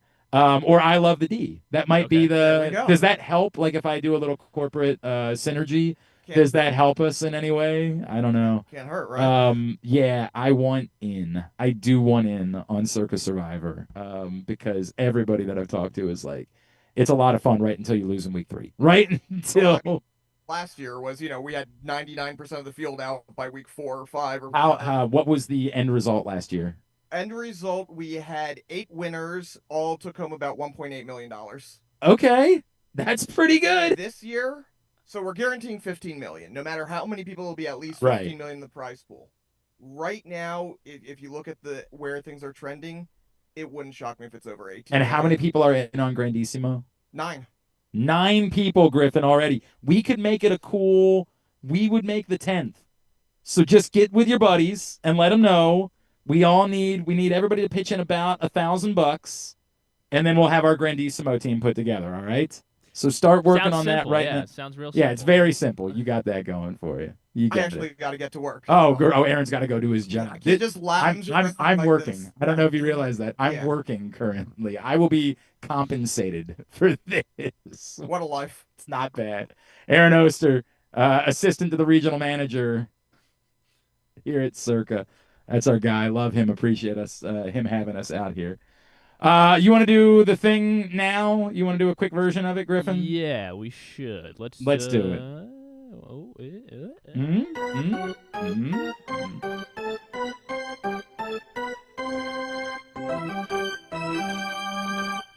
Three up and 3 down. Just imagine this visual. Think about how lucky my wife is. She wakes up to this every day. Every day. Less clothes. She wakes up and she sees all of that. Great. All of that right there. Look at all that, Griffin. Think about how she's very fortunate, isn't she? Just how lucky Mrs. Clark is. Ethan Quinn just won, so I should have got a bet in on that. I would have liked that a great deal. What tournament? All right. What's that? What tournament's going on right now? This is the Canada tournament. This is a big one. That's what they call it, the Canada Open or whatever. No, I told you earlier. They used to call it the Rogers Cup. I think now it's got a corporate. Well, Rogers was a corporate sponsor too. I think they got a different corporate sponsor now. But this is the American swing, and the American hardcourt swing started in D.C. last week with Alex DeMinor winning yesterday. And then it goes from D.C. to Toronto. Well, it's Toronto and Montreal. The men play in Toronto. Or they split between the two locations. Oh, okay. And then Cincinnati after that. Those are the big American spots leading up to the U.S. Open. I can't believe you didn't know that. What the hell's wrong with you? Sure. Yeah. What is wrong with me? I don't know. How do you look yourself in the mirror? How do you have any... That I don't know the history of the Montreal / Canada really got it. Rogers You really Cup got to get Open. on that. Still to come today. Oh, Naomi Osaka's playing today. Emma Raducanu's playing today. Oh, it's a big day. It's a big day in Canada. Maybe next year we do the show live from the National Bank Open, although it won't look like this. I know that. Where's the All right, National Bank Open? That's what this is now? Yeah, this is going to be the week. Every year this week we go do the show somewhere, I think is going to be the play. 3 up, 3 down for this week. The Orioles go 3-4, 3 up and 3 down. is brought to you by the print issue of Press Box, which is still available for the next couple of weeks. Actually, like 2 weeks exactly. At your neighborhood Royal Farms, any of the hundreds of locations around town where you find Press Box. You can read it all. PressBoxOnline.com. Carmelo Anthony's on the cover as we celebrate Baltimore's first ever Basketball Hall of Famer. All right, we begin with the down. And, Griffin, I know we laughed at the idea of putting him on the list last week, but in the Cleveland series, it stood out to me how, like, gutting that performance was. Grant Wolfram gets a spot on my list this week because that was a game that they legitimately had a chance, and they were scoring runs, and they were in it, and then Grant Wolfram brought a can of gasoline with him and said, no, we won't. Yeah. No thanks. Why would we want to win? What? I said, yeah, why would we want to win? Yeah, that was what. Right, why would we want to do that? That was what Wolfram did. He sort of is like, ow! There were two guys to me that were very deserving of being on the down list, and then, like, Sagano obviously wasn't great in that start at all, but then he was, really good yesterday, so I thought that was enough for him to avoid the list. But, yeah, Grant Wolfram gets my third spot. Yesterday was not enough to avoid the list for Tomoyuki Sagano. Okay. Monday was very bad. I mean, he couldn't make it bad. through 4 innings. The offense had come out and actually scored some runs against a good Cleveland team, and he could not hold on to that for even three and a half innings. So that was extremely and since yesterday was the Rockies, like if it was any other team, not the Rockies, if it was any other team that wasn't on pace for 140 losses, I might have, or I guess what are they, 120, 125 losses is their pace at the moment.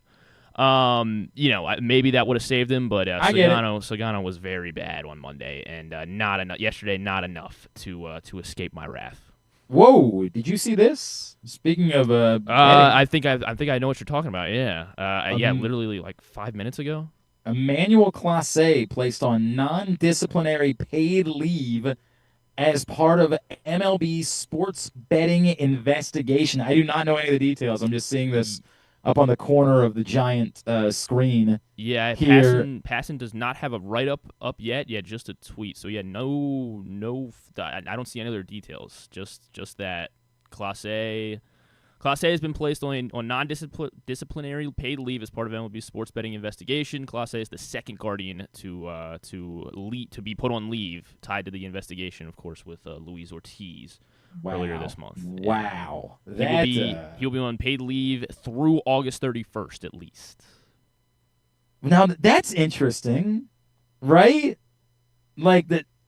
So that was because when they put Ortiz on and they said through July 31st, and then did it get extended? Did Ortiz's get extended? But I'm confused as to why they if they're saying it's non-disciplinary and it's just investigative, how can there be a if they investigated in 2 weeks and they were like, oh, he's not involved, that's just that fuels the conspiracy that like this is definitively like this happened.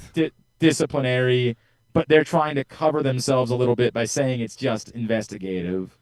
Wow, that'll be very interesting to follow the details of that.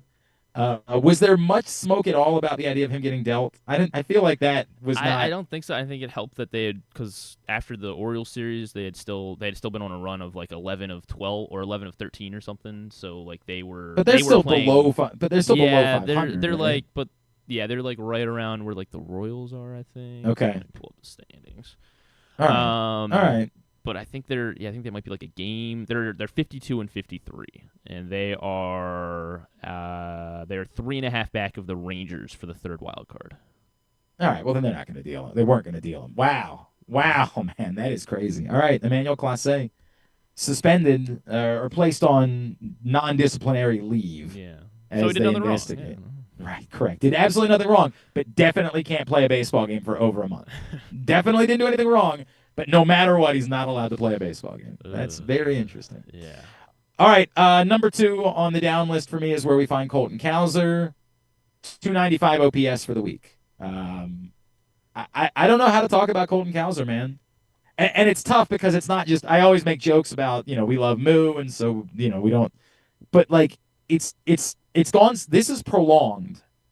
we have very little evidence of Colton Cowser high-level baseball player. And we've got a lot more of this. And it's getting to the point where I don't –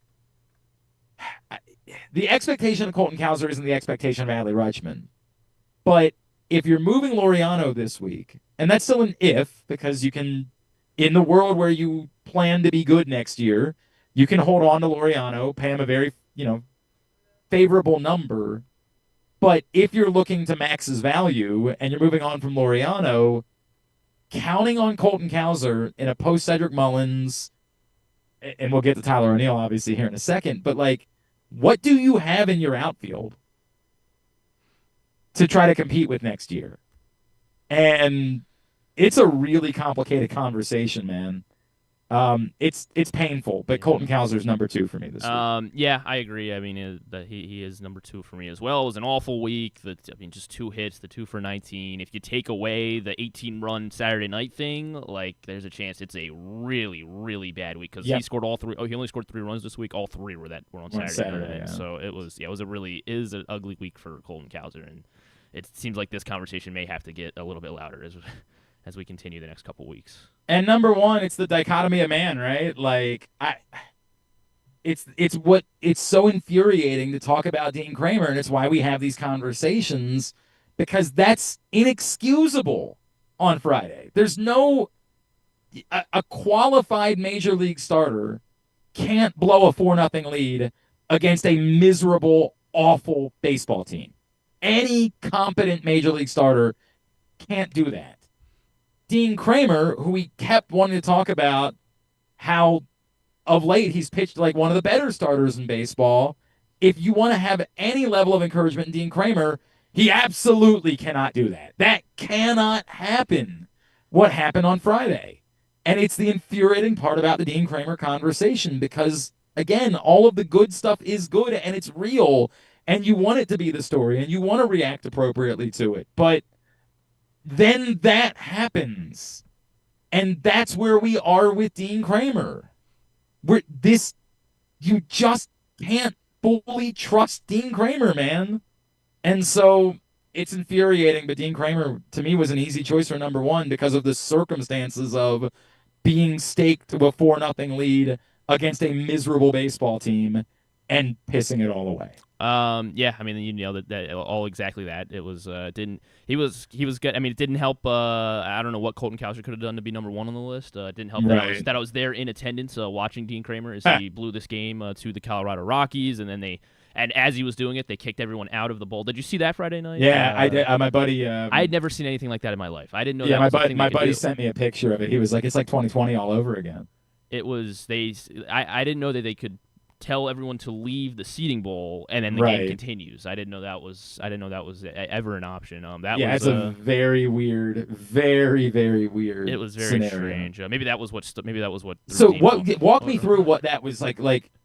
Well, we were sitting in the 300 level, and it was we were actually like, oh well, then we'll just move under cover on the 300. They didn't want anybody on the 300 level out, period. So everyone had to go to the concourse. And honestly, we felt a little bit more because did you see someone was posting like where the strikes were hitting, like around Baltimore, and one hit on.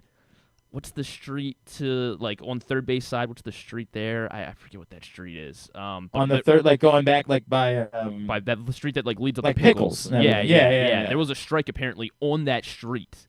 Oh, and, wow. Yeah. And it was nuts. But it almost felt like we were more exposed heading onto the concourse, at least on the upper level. Because there's no right. Yeah, there's no cover. You're still There's no out. cover. You're still out. Right. And so we were trying to move up the undercover. At the very top, and then they were like, no, everyone's got to go, and we were like, That's wow, weird, man. And so eventually we moved down. We just went down, and we were just like, we're trying to get to our seats, and just sat undercover at on the 100 level. Okay. And then eventually we just moved kind of. I waved at Adam Jones. He was in the press box, and we could see him watching the game. So because we moved that, because then we sat right behind, not right behind home plate, but I saw he was rubbing elbows with Andrew Stecca this weekend. Andrew Stecca doing that. I turned around to look at the press box. I was like, oh my God, there's Adam Jones, and I was with my sister, and she's like, started waving at him frantically, and he waved back. That's cool. So it was That's cool. Yeah, it was cool. Yeah. All right. Up list quickly. My number 3, there were a lot of candidates. Maybe, again, this is probably recency bias, but it was just so exciting what Gunnar did yesterday. And like a reminder of what made you fall in love with this group of Orioles a couple years ago, that they were doing this type of stuff. And I don't want to overvalue. Gunnar, OPS 853, had a very good week, but 2 stolen bases, including the one that led to him being able to scamper around for second base. And obviously that yesterday was all enough that with a lot of candidates, he stood out and he was my number 3. And it probably is recency bias. But yeah, I mean, just because of everything you said, like it reminded you of what made the Orioles fun to watch the last 3 years. Like them taking extra bases when they can. And so Gunnar's gonna be higher on my list. The guy who's not on my list is Tyler O'Neill, and that's because he had 3 home runs against the Rockies. Don't care. He OPS. Ramon Laureano is number 3 for what he did in Cleveland and making the Orioles even have a chance against the Guardians. He's a potential trade asset. Like I think those were far more meaningful at bats that Ramon Laureano had put together. Who was the Raven that like you refused to put on your list? Patrick Queen. This is Patrick Queen. Well, you hate Tyler O'Neill. I do hate Tyler O'Neill. That's correct. And you're doing illegitimate lists because of it. Tyler O'Neill is number 2 this week. He sat out over half of the Cleveland series because of soreness. He's not a baseball player. Like he's not on my list. 1,600 for the week. I should have put him on the down list, honestly. Stop it. Tyler O'Neill's number 2. Trevor Rogers is number 2. You're out of your Gunner's mind. number 1. Gunner's number 1 for what he, he looks like he looks like Gunnar Henderson again. Maybe it's maybe it was just because it was the Rockies, but we know this is what Gunnar is supposed to look like, and that was fun. Again, Trevor Rogers was great, but it was against the Rockies, so he's number 2. Trevor Rogers is obviously number 1 because he's Trevor Rogers. Gunner's 1, yeah. Stop it, for God's sakes. Guy goes. What? Do you want a break or you tell me? What do we need to do? I mean, I don't think Jeremy's got anything going on. So. Just call him. I don't care. We can take a break afterwards. Just call him. Trevor Rogers is obviously number 1. 7 shutout innings, 2 base runners, 10 times out of 10. You're gonna be number 1 on the list when you do that. So Trevor, 10 times out of 10 because who knows what else might happen in the week, but 9 times out of 10 that's the case. So Trevor Rogers, number 1 for this week. We'll get 3 up and 3 down up at GlennClarkRadio.com a little bit later on today. All right, today's show is also brought to you by Game Day Men's Health in Owings Mills, Frederick, and Columbia. You're seeing this right now, and you're thinking to yourself, but Glenn, how do you feel? And the answer is I feel amazing. And it's not just because I'm sitting here at Stadium Swim at the Circa in Las Vegas. It's because I've been taking protein peptides from Game Day Men's Health, and it has rejuvenated me a little bit. I feel a little bit more like the 30-year-old version of Glenn Clark. And I would encourage you, if you've been feeling run down, if you've been feeling sluggish, just go get a complimentary testosterone test. Visit GameDayMen'sHealth.com or give them a call at Game Day Men's Health in Owings Mills, 443-264-4454. Or you could be Game Day Men's Health perhaps in Columbia. If you are down in Howard County, then you can check them out, 443-266-3505. Or if you're out west, packing up your game and you're headed out west, the whole thing, you can check out Game Day Men's Health in Frederick or give them a call, 240-931-3717. Joining us now, as he does every Monday, appreciate him working with us. Pick Dogs, Big Bad Morning Show, 105.7 The Fan, ConcreteLocks.com.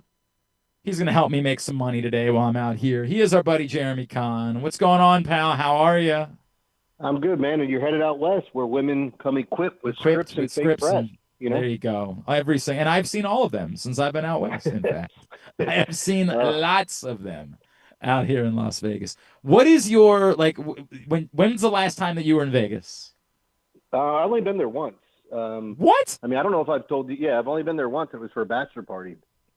And I don't know if you remember this story. I don't even know if I told it to you on your show, but we bachelor party, so we go out to a strip club. the cool thing about the strip club we go to is that the Disco Inferno is part owner and a bouncer there. So No, as really? you walk in, you see him. Yeah. Look Oh, it up. that's cool. If you go to his Wikipedia page, it'll tell you which one it is. It's not Okay. Spearmint Rhino. It's another one. But no, so I guess one of the guys in our group decides he wants to live it up, and he ends up, I guess he had a buddy come in from California, and they were doing coke in the men's room off of the toilet paper dispenser, and the bouncers caught him. It's, So by the way, as it's, they're it's, dragging him, it's the Sapphire, Jeremy. Sapphire, that's it, yeah. And as they're dragging him out, he hands whatever baggie he had in his hand to another guy in our group who had spent 10 years in jail for dealing drugs. So I don't know if he was the best guy to have it. And at the Sapphire, there's a, I don't know what you want to call it above you, almost like a walkway above you where the girls dance above you. There's a stage. So, like, guy comes over and he starts yelling that one of our guys is running through the quad looking for KFC or whatever and running naked down in the desert. And he's like, hey, guys, come over here. And I'm looking like I feel like glitter's falling all over me. So I'm dancing. And then all of a sudden I go to knock the glitter off me. And it's like, oh, it's powder. And I turn around and he looks at me and goes, oh, it's Coke. And I like immediately sober up and flip out like, what? You just poured cocaine all over? Like I was so anti-drug everything. And I've never done cocaine. Right. So if anybody's wondering that, I don't like cocaine. I just like how it smells. Thank you, no, Drew. so- Thank you, Drew Forrester. Yeah, got a few of those. You're outstanding. That's where you should be, outstanding in a field. All right, so anyways, so we end up driving the limo, getting our limo, driving all the way up, and find him just running down the desert because he gave the bouncers all the money he had in his pocket, which was like $160, and they told him either, you give us what you have in your pockets or we call the cops. So he cleans out his pockets, gives them everything, and then takes off running. So we had to go find him. You It was got my to only live trip the to Vegas. hangover. You got to live like the hangover while you got the whole experience. Yeah, our mark was a white. Yeah, so. God, man. It is all right, give me one bet that you would tell me to make tonight or today. I'll walk into the sports book and I'll make this bet. Give me one bet that I should make. Well, can I just fill you in on what today is? And I'm sure you know today is Mo Gaba Day. Today's Mo Gaba Day, of course. Yeah, we're I've gonna never talk about lost it, I on Mo promise Gaba you. Day, so if you want to use that to your benefit, Oh, the you're weather here saying- is just sticky icky, man. It's nasty. I love the over in Baltimore. I love Gunnar Henderson over 1.5 bases. And I Okay. think the Orioles win. My favorite bet. That's one of my favorite bets. The other one is, let's say you don't get what you want in that one. The Oakland over tonight, or the Athletics over. They're no longer Oakland. The algorithm I use has 7 batters and the top 20 hitters on the slate tonight in that game because of the conditions. Wind's blowing out. It's hot. So, yeah, it looks like bombs away out there. All right. I will definitely put in the Mo Gaba Day bet. I will do that in a heartbeat. What year is Mo's 21st birthday? All right, so he would have been – well, it's already passed, right? Or no, what am I saying? It's already No. passed. So he No. passed when he was 14. This is the Right. 5-year anniversary of his death. So he's nice. So 2 more years.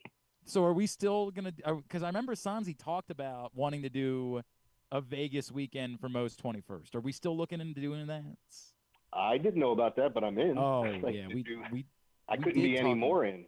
That would be amazing, right? Like, I would absolutely love that. We get the Mo Gaba Day every year, and I like celebrating Mo's birthday. I think I've told you that, right? Like, I always do a thing with Trey every year on Mo's birthday. But I love that Mo Gaba Day has become an Orioles thing. Like that, you're sort of reclaiming the day, and you've talked a lot Well, about. I got to be honest with you. Like, she wasn't – so Sanzi wasn't sure how she felt about it because, I mean, it's the anniversary of his death. Right. And this became Mo Gaba Day, and then when Trey Mancini hits an inside the park home run carrying that refrigerator on his back around the bases, I think the tune quickly changed, and it's like, hey, let's honor him on his birthday. In Arundel County Public Schools, they do Mo Gaba Day here. Let's call the Orioles Mo Gaba Day on the 28th. Let's do the anniversary of his radio show. So I'll celebrate him as much as we can. You bring up the Trey thing, and we all talk about, like, I don't know what you believe in, but that'll make you believe in something, right? Like having a day like that. I don't believe in anything, and that made me feel a certain way. So, Yep. like, I mean, I got goosebumps watching it. Like, if you see that moment, the slowest guy on the team who had just gotten over cancer, who had just befriended this kid, and if for people that don't know the story, and I'm sure most of your listeners do, but fact remains, like, he hits a fly ball that should be a can of corn.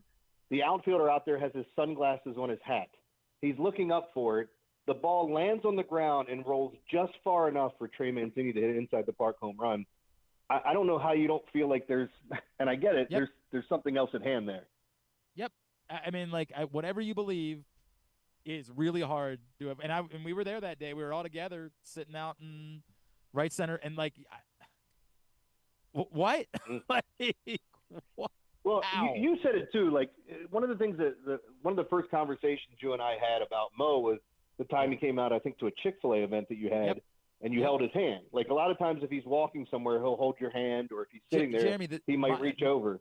The way that I told it was, we did the story when we decided that Mo was going to be our sports person of the year, and Bill Ordine wrote the story, and he had a quote in there from Eric DaCosta that said, whatever, I'm not the most religious guy, but when you touch Mo's hand, you believe you're touching God. And I legitimately, when I read the story the first time, thought it might be too far. Like, I thought that might be too hyperbolic, that for as much as I wanted the story to capture Mo, I thought that almost, like, legitimate, and I mean this, I thought it made it almost cartoonish. Like, that's too much. I don't like that quote. I almost don't want to run that quote. And we kept it in, and then I had never held Mo's hand before, but I told you that. He came out and did the event with us at Chick-fil-A. It was the first time I held Mo's hand, and I was in tears. And I felt that exact feeling that Eric DaCosta was describing in the story, and then I felt like an idiot for the fact that I had wanted to take it out of the story. Well, it's just one of those things when you tell other people, you know what they're thinking, because you were thinking the same thing when somebody said it to you. But it is something different. There's, like, I don't know. It's something about that kid that just, you look at somebody that's so positive and so happy and like has been dealt just the absolute worst hand. Like, you think about that life of being in the hospital as much as he was and going through chemo. My dad went through chemo once for prostate cancer. He said he'd rather die. And, we have mutual friends that have gone through chemo, and it's like, that's a tough process, and how much it changes that person and just how they're feeling and if they can handle being sick. And Mo did that 4 times. I mean, like 4 like legit heavy rounds of it 4 times. The greatest Baltimorean we've ever known. I mean, the greatest by far. And so, let's make today a win. And I'm absolutely riding with it. And I'm going to throw a few bucks on the Orioles today to keep the train rolling on Mo Gaba Day. I love that, man. I love that. All right, Jeremy Conn is with us here on GCR. All right, a couple things for you, right? I was talking earlier. We know this is going to be Cedric Mullins' final week in Baltimore. What is Cedric Mullins' legacy as an Oriole, right? Like, we know it's not Adam, right? Like, Adam became a top 10 all-time Oriole. What is Cedric Mullins' legacy as a Baltimore Oriole? Yeah, Adam Jones became my favorite Oriole. He became Mr. Oriole. Despite not being a Hall of Famer, he became the lineage of Mr. Oriole. Yeah, and not to just tie these two things together, as much as Mo was friends with Trey, Adam became a really good friend. Right. So much so that he paid this Canadian artist, this woman, I'm blanking on her name, they mailed me a painting from her that he had made for Sanzi of Mo and Adam Jones. And it's weird because, like, my legs are in the background, like you see, of the painting she made. But, like, you meet some of these guys, and, today's day and age, I think a lot of players have the right to be guarded about things. Yep. But somebody like Adam Jones was so outgoing and just so involved. And I feel like Cedric was really quiet. Yep. But like, he spoke up about Crohn's, which I think is huge. Like, I think the world of the guy, and it's kind of weird to separate head and heart, because as you look at the situation, you can improve in center field. I'm not saying from a defensive standpoint of covering ground. I'm saying you can get better with the bat. You can get somewhere good defensively, and it allows you now to move some pieces around or figure out what you want to spend money on. But, I mean, he was just – my entire time doing radio, I just thought he was one of the good guys. And he's fun to watch, and he gave you everything he had out on that field, even through those rough times. And that's why, like, the hard part of me wants him to win with this team, make that run with this team, because you went through all those horrible years. But the other part of it is, like, you got Enrique Bradfield Jr. in the minors. If you had to, you could use Cowser or pick somebody else up to play center. But I think Cedric's done here after this week. I think he is too. And I like everything that you're covering is, I'm struggling with the dichotomy. Like I want to write a thing about Cedric for next week, but it is complicated because part of what I'm grateful for is like every memorable moment that we have of these two, and hopefully it's going to prove to be longer than a 2-year. Like hopefully we'll look at this and it'll be, but for right now it's 2 years. But every memorable moment that we have in those 2 years seem to be delivered by Cedric Mullins, right? Like everything, the cycle, the catch in Seattle, the catch in Minnesota, we remember all of the them. Catch over the weekend. That's just, it's as ridiculous as anyone I've ever seen. And the ovation, the whole thing, like all of the memorable moments were authored by Cedric Mullins, and we know he wasn't like a truly great player, but when he was at his best, he was obviously damn good. And he just like whenever we use Cedric the Entertainer, it was so fitting because that's what. No, I was just going to ask you, do you think when it comes down to players like this that, to be that kind of historical type player, you either have to have some type of personality, be good and talking to the media and dealing with people, i.e. Adam Jones, who's fantastic at that, and having fun while he's out there blowing bubbles, all that stuff that you're going to remember. With Cedric Mullins, I felt like he's just lead by example because he was so quiet, but I don't think you're going to find it's always an added bonus when you have a good clubhouse guy, but even when he's not in the clubhouse, it's just a great human being, man. And that's why it's sad to sit here and say, it makes sense to move on from him, but I hate it. Everything you're saying about Cedric, it's so funny because in this lineage, it was Adam who reached out to me once and said, you need to get to know Cedric when he was coming up to the minors. He's like, he doesn't like to talk, but he's got something to say. And I'll never forget that. And Adam, I've texted about it a bunch because then, we always do we'll have the minor leaguers on. And I specifically said, let's try to get Cedric on because Adam told me he's got something to say. And Cedric would admit to me he didn't really like doing those types of interviews, but Adam was right. He's incredibly thoughtful. Every time he talks, he really does have something interesting to say. He just doesn't love doing it. It's not him. It's kind of like how I would talk about Garceau. He would never yell at anybody, but when he did, it came across way worse than somebody that was physically imposing or something. I can understand that entirely, man. I'm grateful. I really am. I'm grateful for Cedric Mullins. He and it was him and Trey, right? In the era where there's very little to watch about the Baltimore Orioles, those were the guys that still made you inclined to want to watch the Orioles.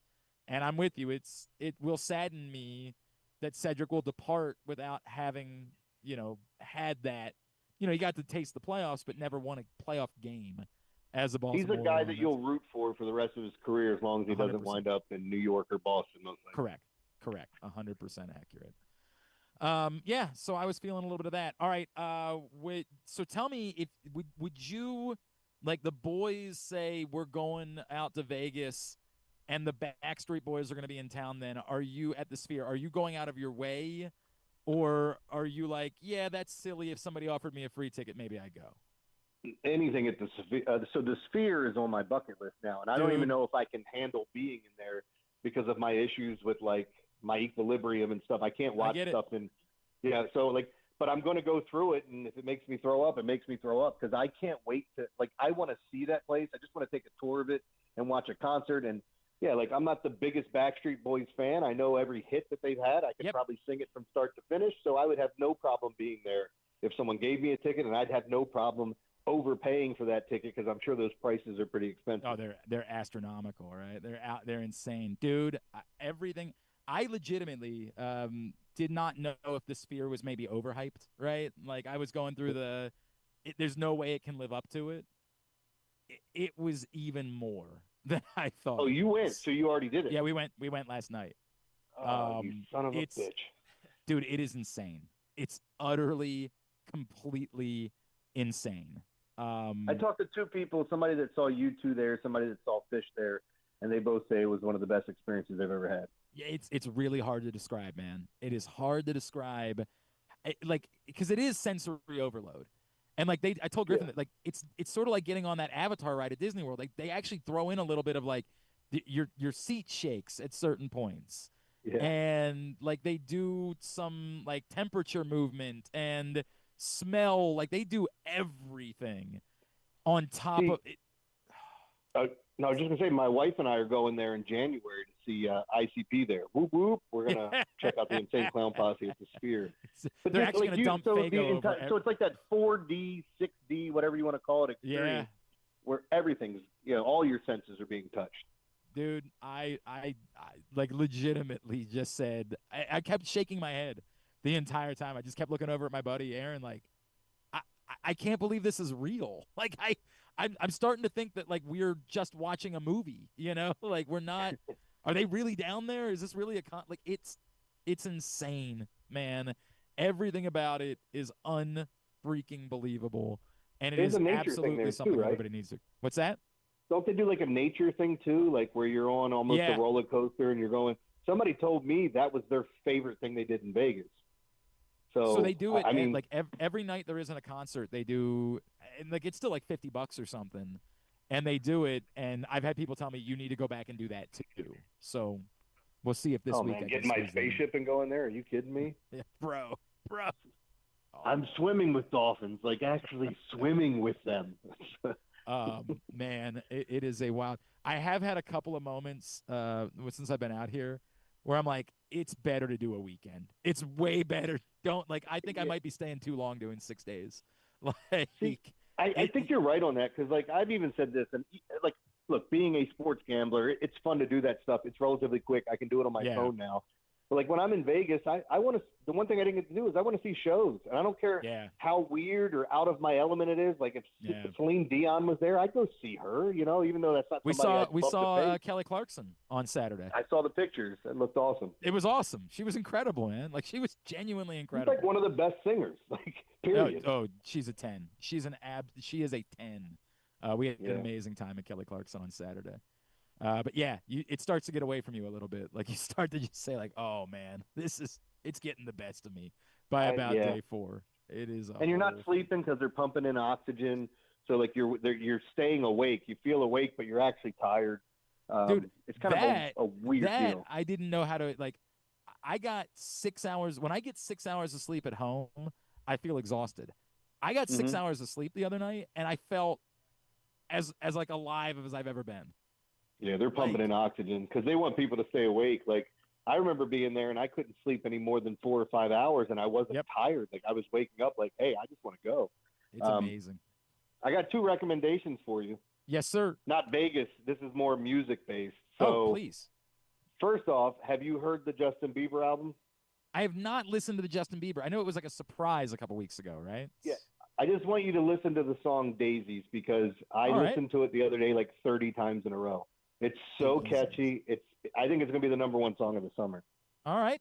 I will spend some time with it. I'm willing to do that. Give me one more. The Billy Joel documentary on HBO, the 2-part series. Okay. I watched the first part. I have not been able to watch the second part yet. But I love both. Excellent. Yeah. Like Um, seeing somebody for who they truly are and like understanding some of the things it's really well done. Well, I didn't know the George R. Martin story somehow. That was my favorite part of the whole thing. Dude, it's incredible. So, Griffin, it won't mean anything to him. George R. Martin, who is famously the Beatles producer, they like worked it out that Billy Joel, when he was trying desperately to break through, was gonna have George R. Martin produce his next album. And the only caveat was he couldn't do it with his band. Yeah, he came to a show, and either way, I think he was going to want to use his band, right? Like, because he said he didn't like doing that. He'd rather, because he knew who the talent was. But go ahead. Sorry, I didn't mean to interrupt you. No, and Billy Joel said, "I'm not recording an album with studio musicians. Like, if I'm not doing it with my band, we're not doing this." And legitimately turned down the opportunity to have the most legendary producer in the history of music at a time where he needed a hit record. Like he was not breaking through, and the label was starting to get a little frustrated. He turned it down in order to make sure that he could do the album with his band, and ended up being Billy Joel. Like it's my favorite story ever, dude. And his wife being his manager, and she was such a ball buster and would get things done and argue with one of the things I took away from it was, and if you got to run. I know I'm keeping you now. You're good. You're good.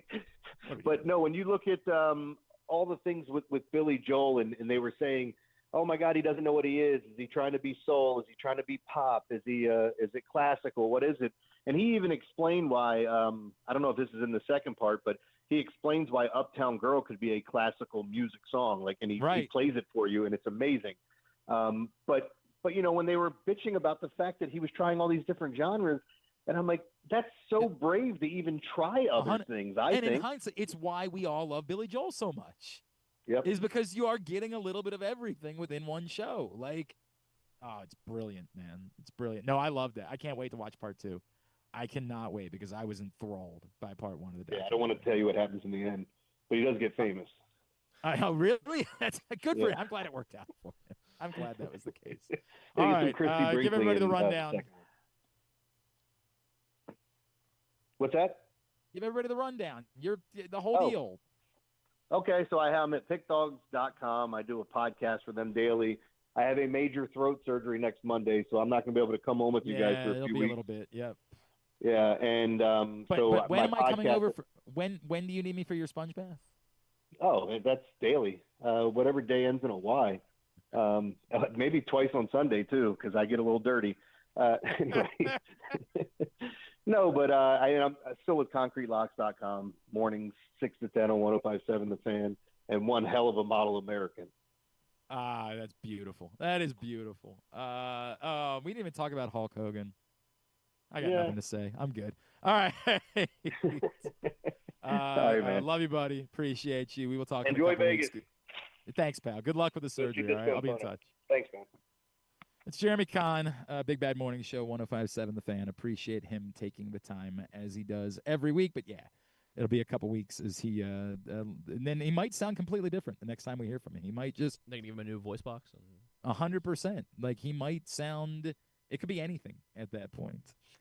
All right, Maryland 5-Star, MarylandFiveStar.us is the website. Get your tickets. It is back in October. The 2025 Maryland 5-Star, the 5th anniversary. It has continued to grow and become an even more significant part of our fall and our calendar as far as the sports schedule is concerned. It's the Triple Crown of Equestrian, and it's just a celebration of fall in Maryland. The Food and Wine Festival, great shopping, incredible atmosphere. You got to check out the Corgi Cup, Maryland 5-Star with the number 5, MarylandFiveStar.us. We'll come back in. We'll get a tidbit. We'll get tubular. Maybe I'll get in the pool. Who knows? That's next. Glenn Clark Radio. For fans of the Costas Inn, and who isn't, I have some great news. Now there's a second location to go along with 4100 North Point Boulevard. This one is at the Timonium OTB. This is Stan the Fan, and I have been a fan of the Costas Inn and Triantafalo's family for going on 30 years. They're open for lunch and dinner, same great Costas feel, same great menu and quality food you've been enjoying for well over 50 years. The exact address on your GPS is 2200 York Road, and their phone number at the new location is 667-406-1970.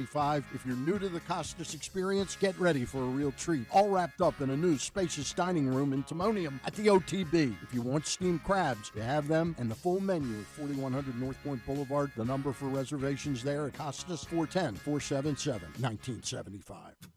This August, the PGA Tour's best are coming to Maryland. The 2025 BMW Championship tees off August 12th through 17th at Caves Valley Golf Club in Owings Mills. See the top 50 players battle it out in the penultimate event of the FedEx Cup playoffs. Don't miss your chance to witness world-class golf, fan experiences, and unforgettable moments. Tickets are on sale now at BMWChampionship.com. The BMW Championship, where legends take the lead.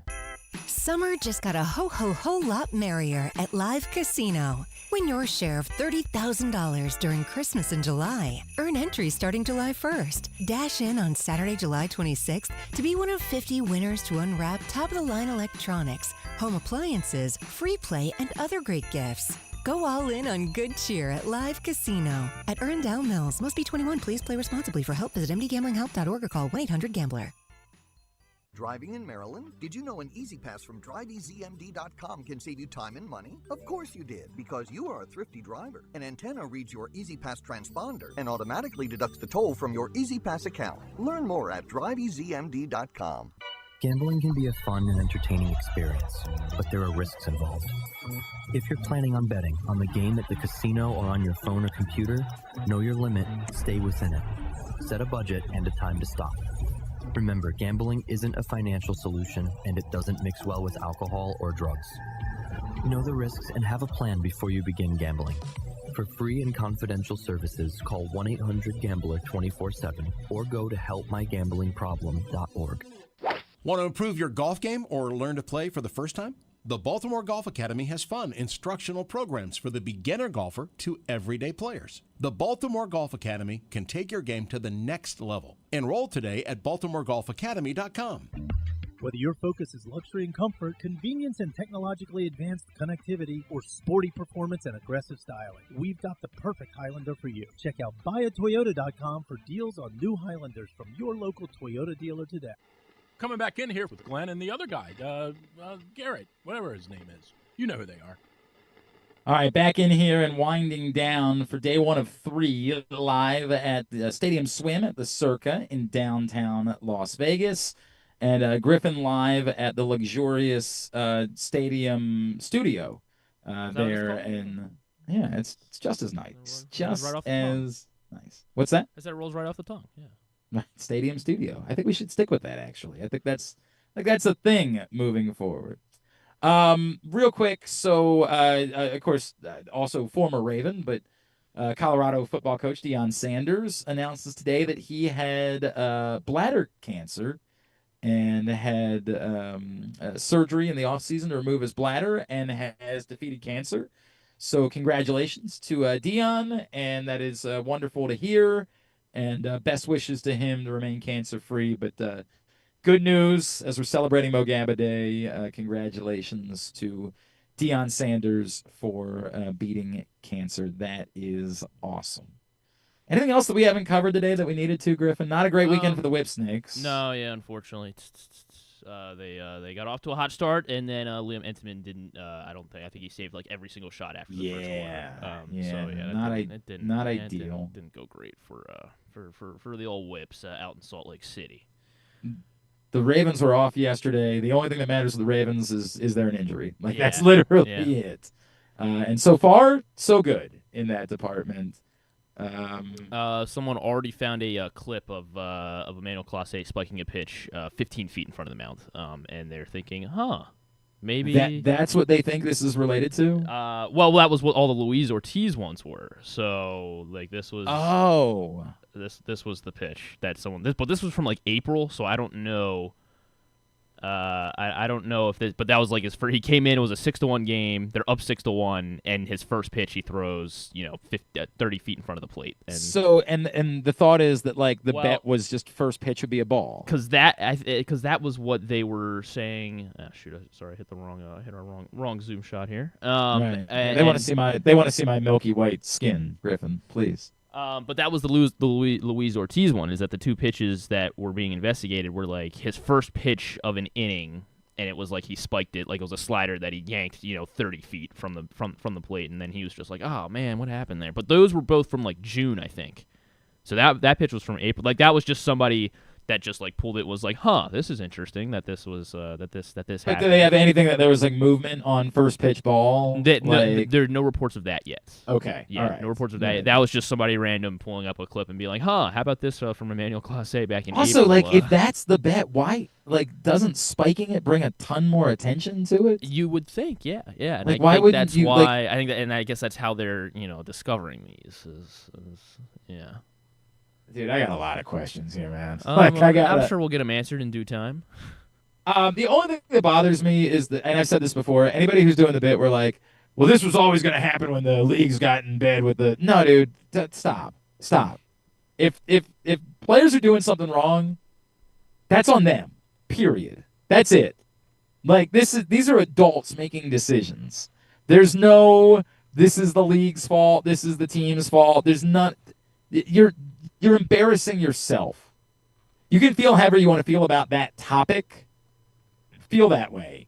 But suggesting that it's Major League Baseball's fault or the Cleveland Guardians' fault if Emmanuel Clase was involved with hinky sports betting-related things is mouth-breathing nonsense. It's just, I want to justify a take that I would have, so this is what I'm... No, not a thing. Not at all. Emmanuel Clase is an adult human being that knows what decisions he's making if, as being investigated, he was involved with this stuff. Stop it. You're just embarrassing yourself with your inability to think clearly. Adults make their own decisions. I mean, unless there's, I guess unless we find out like he was under, duress, he was at gunpoint and like had no choice. I don't know. You know what I mean? Yeah, when you come into this game, some fan was threatening him in the break. Right. But short of that, adults make their own decisions, and that's the way that it goes. That's it. So stop it with the dumbest of the hot takery that you could be guilty of.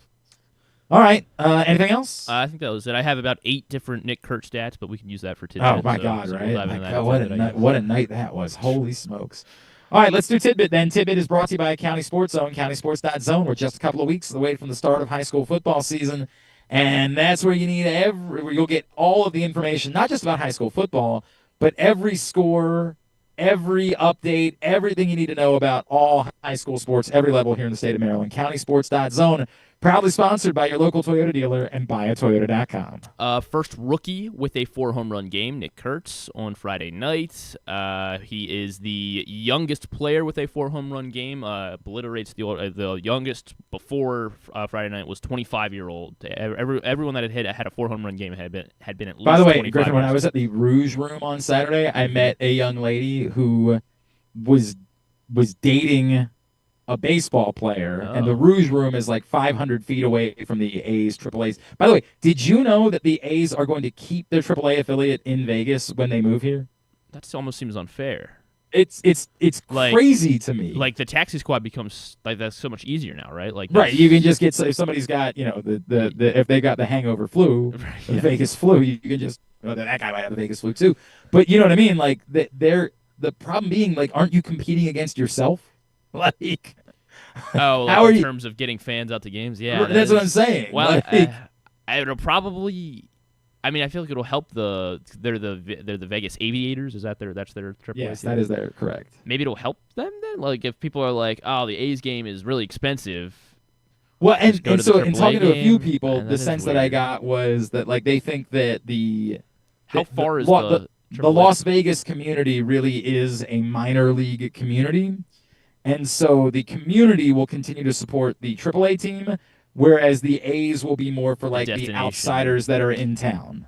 So when people are coming to Vegas, it's you got to see the Sphere, you got to see the A's, you got to see. Yeah, that's the sense I got just from talking. But I mean, the like, Raiders. there's nothing scientific about it. I'm talking to a handful of people since I've been out here in Las Vegas.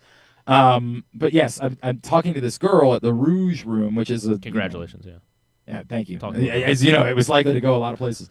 It was about 100 feet away from the Aviator Stadium, and she's telling me about how they meet baseball players all the time, and she was dating someone who was a former Aviator, now Athletic, and I swear to God, I was just like, is it Nick Kurtz? Like, I was freaking. It was not Nick Kurtz, for the record. She didn't tell you. You're not going to say, I guess. Right, but like, oh my God, like it was. Everybody was talking about it, man. So before that, do you know who the youngest to have a 4-home run game was? Not a clue. He was a Chicago White Sox. Did it in 1948. Pat Siri. Oh, sure, Yeah, of course. Yeah, Pat. It's Pat. The second youngest, well, I guess now third youngest, Rocky Calavito was at 25. Okay. Oh, we could have just done. If we had done old timey baseball names, I would have gotten Rocky Calavito eventually. Eventually. Yeah. So yeah, youngest 4-home run game, first rookie with a 4-home run game. And what's the stat that like the combination like? Oh, like I mean, yeah. This like is the first there's time 2 players all time that have done 19 total bases. Is that the? No, it's like that in their career. Oh yeah, have had a 4-home run game. Stats. Like and Nick Hurst did all of it in one game. Correct. Yeah. It was OptaStats had it. I'll find it. Hold on. Now I got too many Twitter tabs open. It's loading slow. Well, that one loads. Another one was that he scored 6 runs, so he went 6 for 6. For anyone that doesn't know, he went 6 for 6, had 4 home runs. He scored 6 runs. Scoring 6 runs is apparently more rare than 4 home runs. Only the 9th time that anyone has ever scored 6 runs in a single game. I mean, I get that, right? Like, you don't get a lot of 6 at-bat games. Correct, yeah. You know what I mean? Like, to be able to score. That's not crazy to me that, like, the 6 runs thing is that rare. Since 1920, when RBI became an official stat, this is the stat you were talking about, only one MLB player has had, over the course of their entire career, a game with 4 home runs, a game with 5 extra base hits, a game with 6 hits, a game with 6 runs scored, a game with 8 RBI. And that one player is Nick Kurtz, and he did it all Friday night. It's unbelievable. And, like, we know, again, that's like if we did the accomplishment anomaly thing for that, we would say, that's 90% accomplishment? And, like, because you still are, like, kind of handpicking stats in there, but, like, it's still 90% accomplishment. Like, it's unbelievable. So he ties Sean Green's single game record, 19 total bases, and I mean, the argument is that this is the greatest game in baseball history, the greatest game ever played. Yep. For Nick Kurtz there. We had Ichiro went into the Hall of Fame along with CeCe and Billy Wagner and Dave Parker and Dick Allen. My Ichiro stat is that I got from MLB Network was Ichiro he's one of 3 players to lead the majors in hits like in a season 7 times. Only 2 other guys have led baseball, have been the hits leader 7 times. Tony Gwynn. Not Tony Gwynn. George Brett. Not George Brett. Wade Boggs. Not Wade Boggs. Oh, this is stunning. Rod Carew. Not Rod Carew. Okay. I was so confident about this. How about oh my God, how about one of them not in the Hall of Fame. One of them not in the Hall of Fame? Is that Joe Jackson? Not Joe Jackson. Who would be it's not in the Hall of Fame? Man. Why would somebody is it so it's steroids? Not steroids. Not steroids. Why am I blanking on this? Not that Emmanuel Clase was ever going to get into the Hall of Fame, but right, now it's he's got a lower. But that's why I thought it was Joe Jackson. Oh, Pete Rose, right? Pete of course. Rose, God. Pete Rose led baseball. Yes, obviously was Pete the hits Rose, leader sorry. 7 times, along with Ichiro and one other. And Stan Musial. Not Stan Musial. And Roberto Clemente. Not Clemente. And Willie Mays. Not Willie Mays. And a little further back. Gotta go. Oh, we gotta go. Wait, this is an old-timey baseball name? Rogers Hornsby. Not Hornsby. Ty Cobb. Ty Cobb. There you go. There we go. I guess Ty he was Cobb, the Pete all-time Rose, hits. Ichiro. So the guy that I should have just started with the 2 guys that were the all-time hits leaders. Yeah. That is what you're saying. I thought it was going to be a little simple. Ichiro, the only player to ever do it 5 straight to lead baseball, to be the MLB hits leader 5 straight seasons. Ichiro. All right. From 06 to what are you saying? He was good to 2010. Yeah. Did you like his speech when he said that the one guy who didn't vote for me no longer invited to my house for dinner? I like the Marlins. Oh, the Marlins one was good too. Yeah, that was good. I never heard of that team. Yep. That was really good. And then we can end on this one. Cedric Mullins joined the 100-100 club for his Orioles. Oh, with the Orioles, right? And yes. it's Brady Anderson and oh God, who was the other one? Was it Adam? It was not Adam. I don't think Adam didn't have the stolen bases. I mean, obviously, he definitely had the home runs.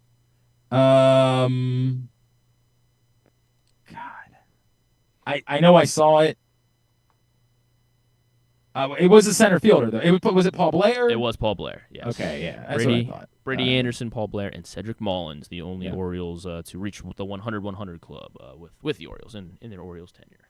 Very cool. Very cool. All right, you want to get tubular? Okay, everybody, it's going to be quick today. What was the main focus today, Coach? Fundamentals, ball control, it's always huge. Any early thoughts on the competition this year? Well, look, this is the best of the best players in the world. It's going to be an amazing tournament. Tournament? Yeah, the BMW Championship at Caves Valley. What are you guys talking about? All they ever ask me about is football. All right, here's what's coming up tonight, totally tubular-wise. Obviously, Blue Jays, Orioles, 6:35 on Masson. Chris Bassett and Zach Eflin, the pitching matchup. The basketball tournament, quarterfinal tonight, 6 o'clock on FS1. Team Shell Shock takes on Best Virginia, the West Virginia team, on the road. The Copa America semifinals tonight on FS1. I got a big win. I got a big win from Paraguay on Friday. So what's the reality now? So Jeremy Conn loses. Oh, wait, you didn't want to bring that up when we were... Well, we were talking about Mo, and it felt like, it didn't feel like the right time, and he's got surgery now next week, and it felt like we were piling on. Are you out of your... But yeah, Jeremy Conn lost, so that's good news for me, I think. Not I think, it is. It's very good news. He's going to lose his mind. I know. I knew he was going to be pissed. I knew. This is back-to-back years that this has happened. All right, everything else, go to glennclarkradio.com. You can find it there. Anything non-sports-wise that matters? Bachelor in Paradise. Very important. Fallon's got Lindsay Lohan and Benny Safdie. Okay, they're plugging the Backstreet Boys at the Sphere. Really? They're just big. They're very just excited. Like Yeah. that. Okay. Benny Safdie was in Happy Gilmore 2, which I know you were very excited about. I was all over that. Have you tuned in yet? No. You and like Aaron is definitely like low-key trying to convince me that we should watch it while I'm here. And it's not happening.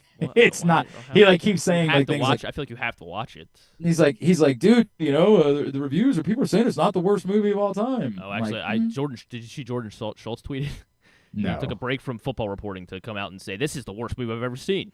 Well, there's no doubt that it's very bad, but like low key, he's like, dude, I know it was going to be terrible, but people are saying it's not as terrible as... I'm like, okay, man, I'm not. Forget it. It's not happening.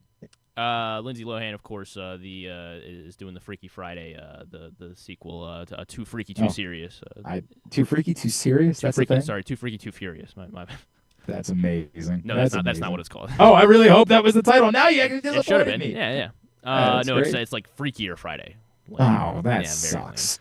That sucks. And then not a whole lot else. It's on Peacock. There's a Paralympics docuseries. Actually looks pretty good. They follow the journey of 4 Paralympic athletes at the 2024 games from last summer. So that's on Peacock. Adaptive. All right. I'm going to let you walk through like thanking everybody and doing the whole thing, and I'm going to attempt to connect from my phone and walk down to the pool. All right? Got it. So you start doing that whole thing, because then I think you're going to have to disconnect. Or you just mute yourself, I think, and then. Can I do that? Yeah. If you just mute yourself there. All right. So do the rundown. Shout out all of our sponsors, of course. Game Day Men's Health out in Frederick and Columbia, and the course Press Box, the Press Box print issue available at all of your local Royal Farms and elsewhere. County Sports Zone, biotoyota.com. Why do you hit mute on here? I got it. Okay. The Maryland 5-Star, of course. Your tickets are available now at maryland5star.us. Helpmygaming.org. The Costas Inn, as always. The BMW Championship. Crown Trophy. Classic 5 Golf. Easy Pass. And those are all of our sponsors. The Toyota Highlander. Yes, biotoyota.com, of course, for all of our sponsors. I see that Glenn is still not connected via his cellular device.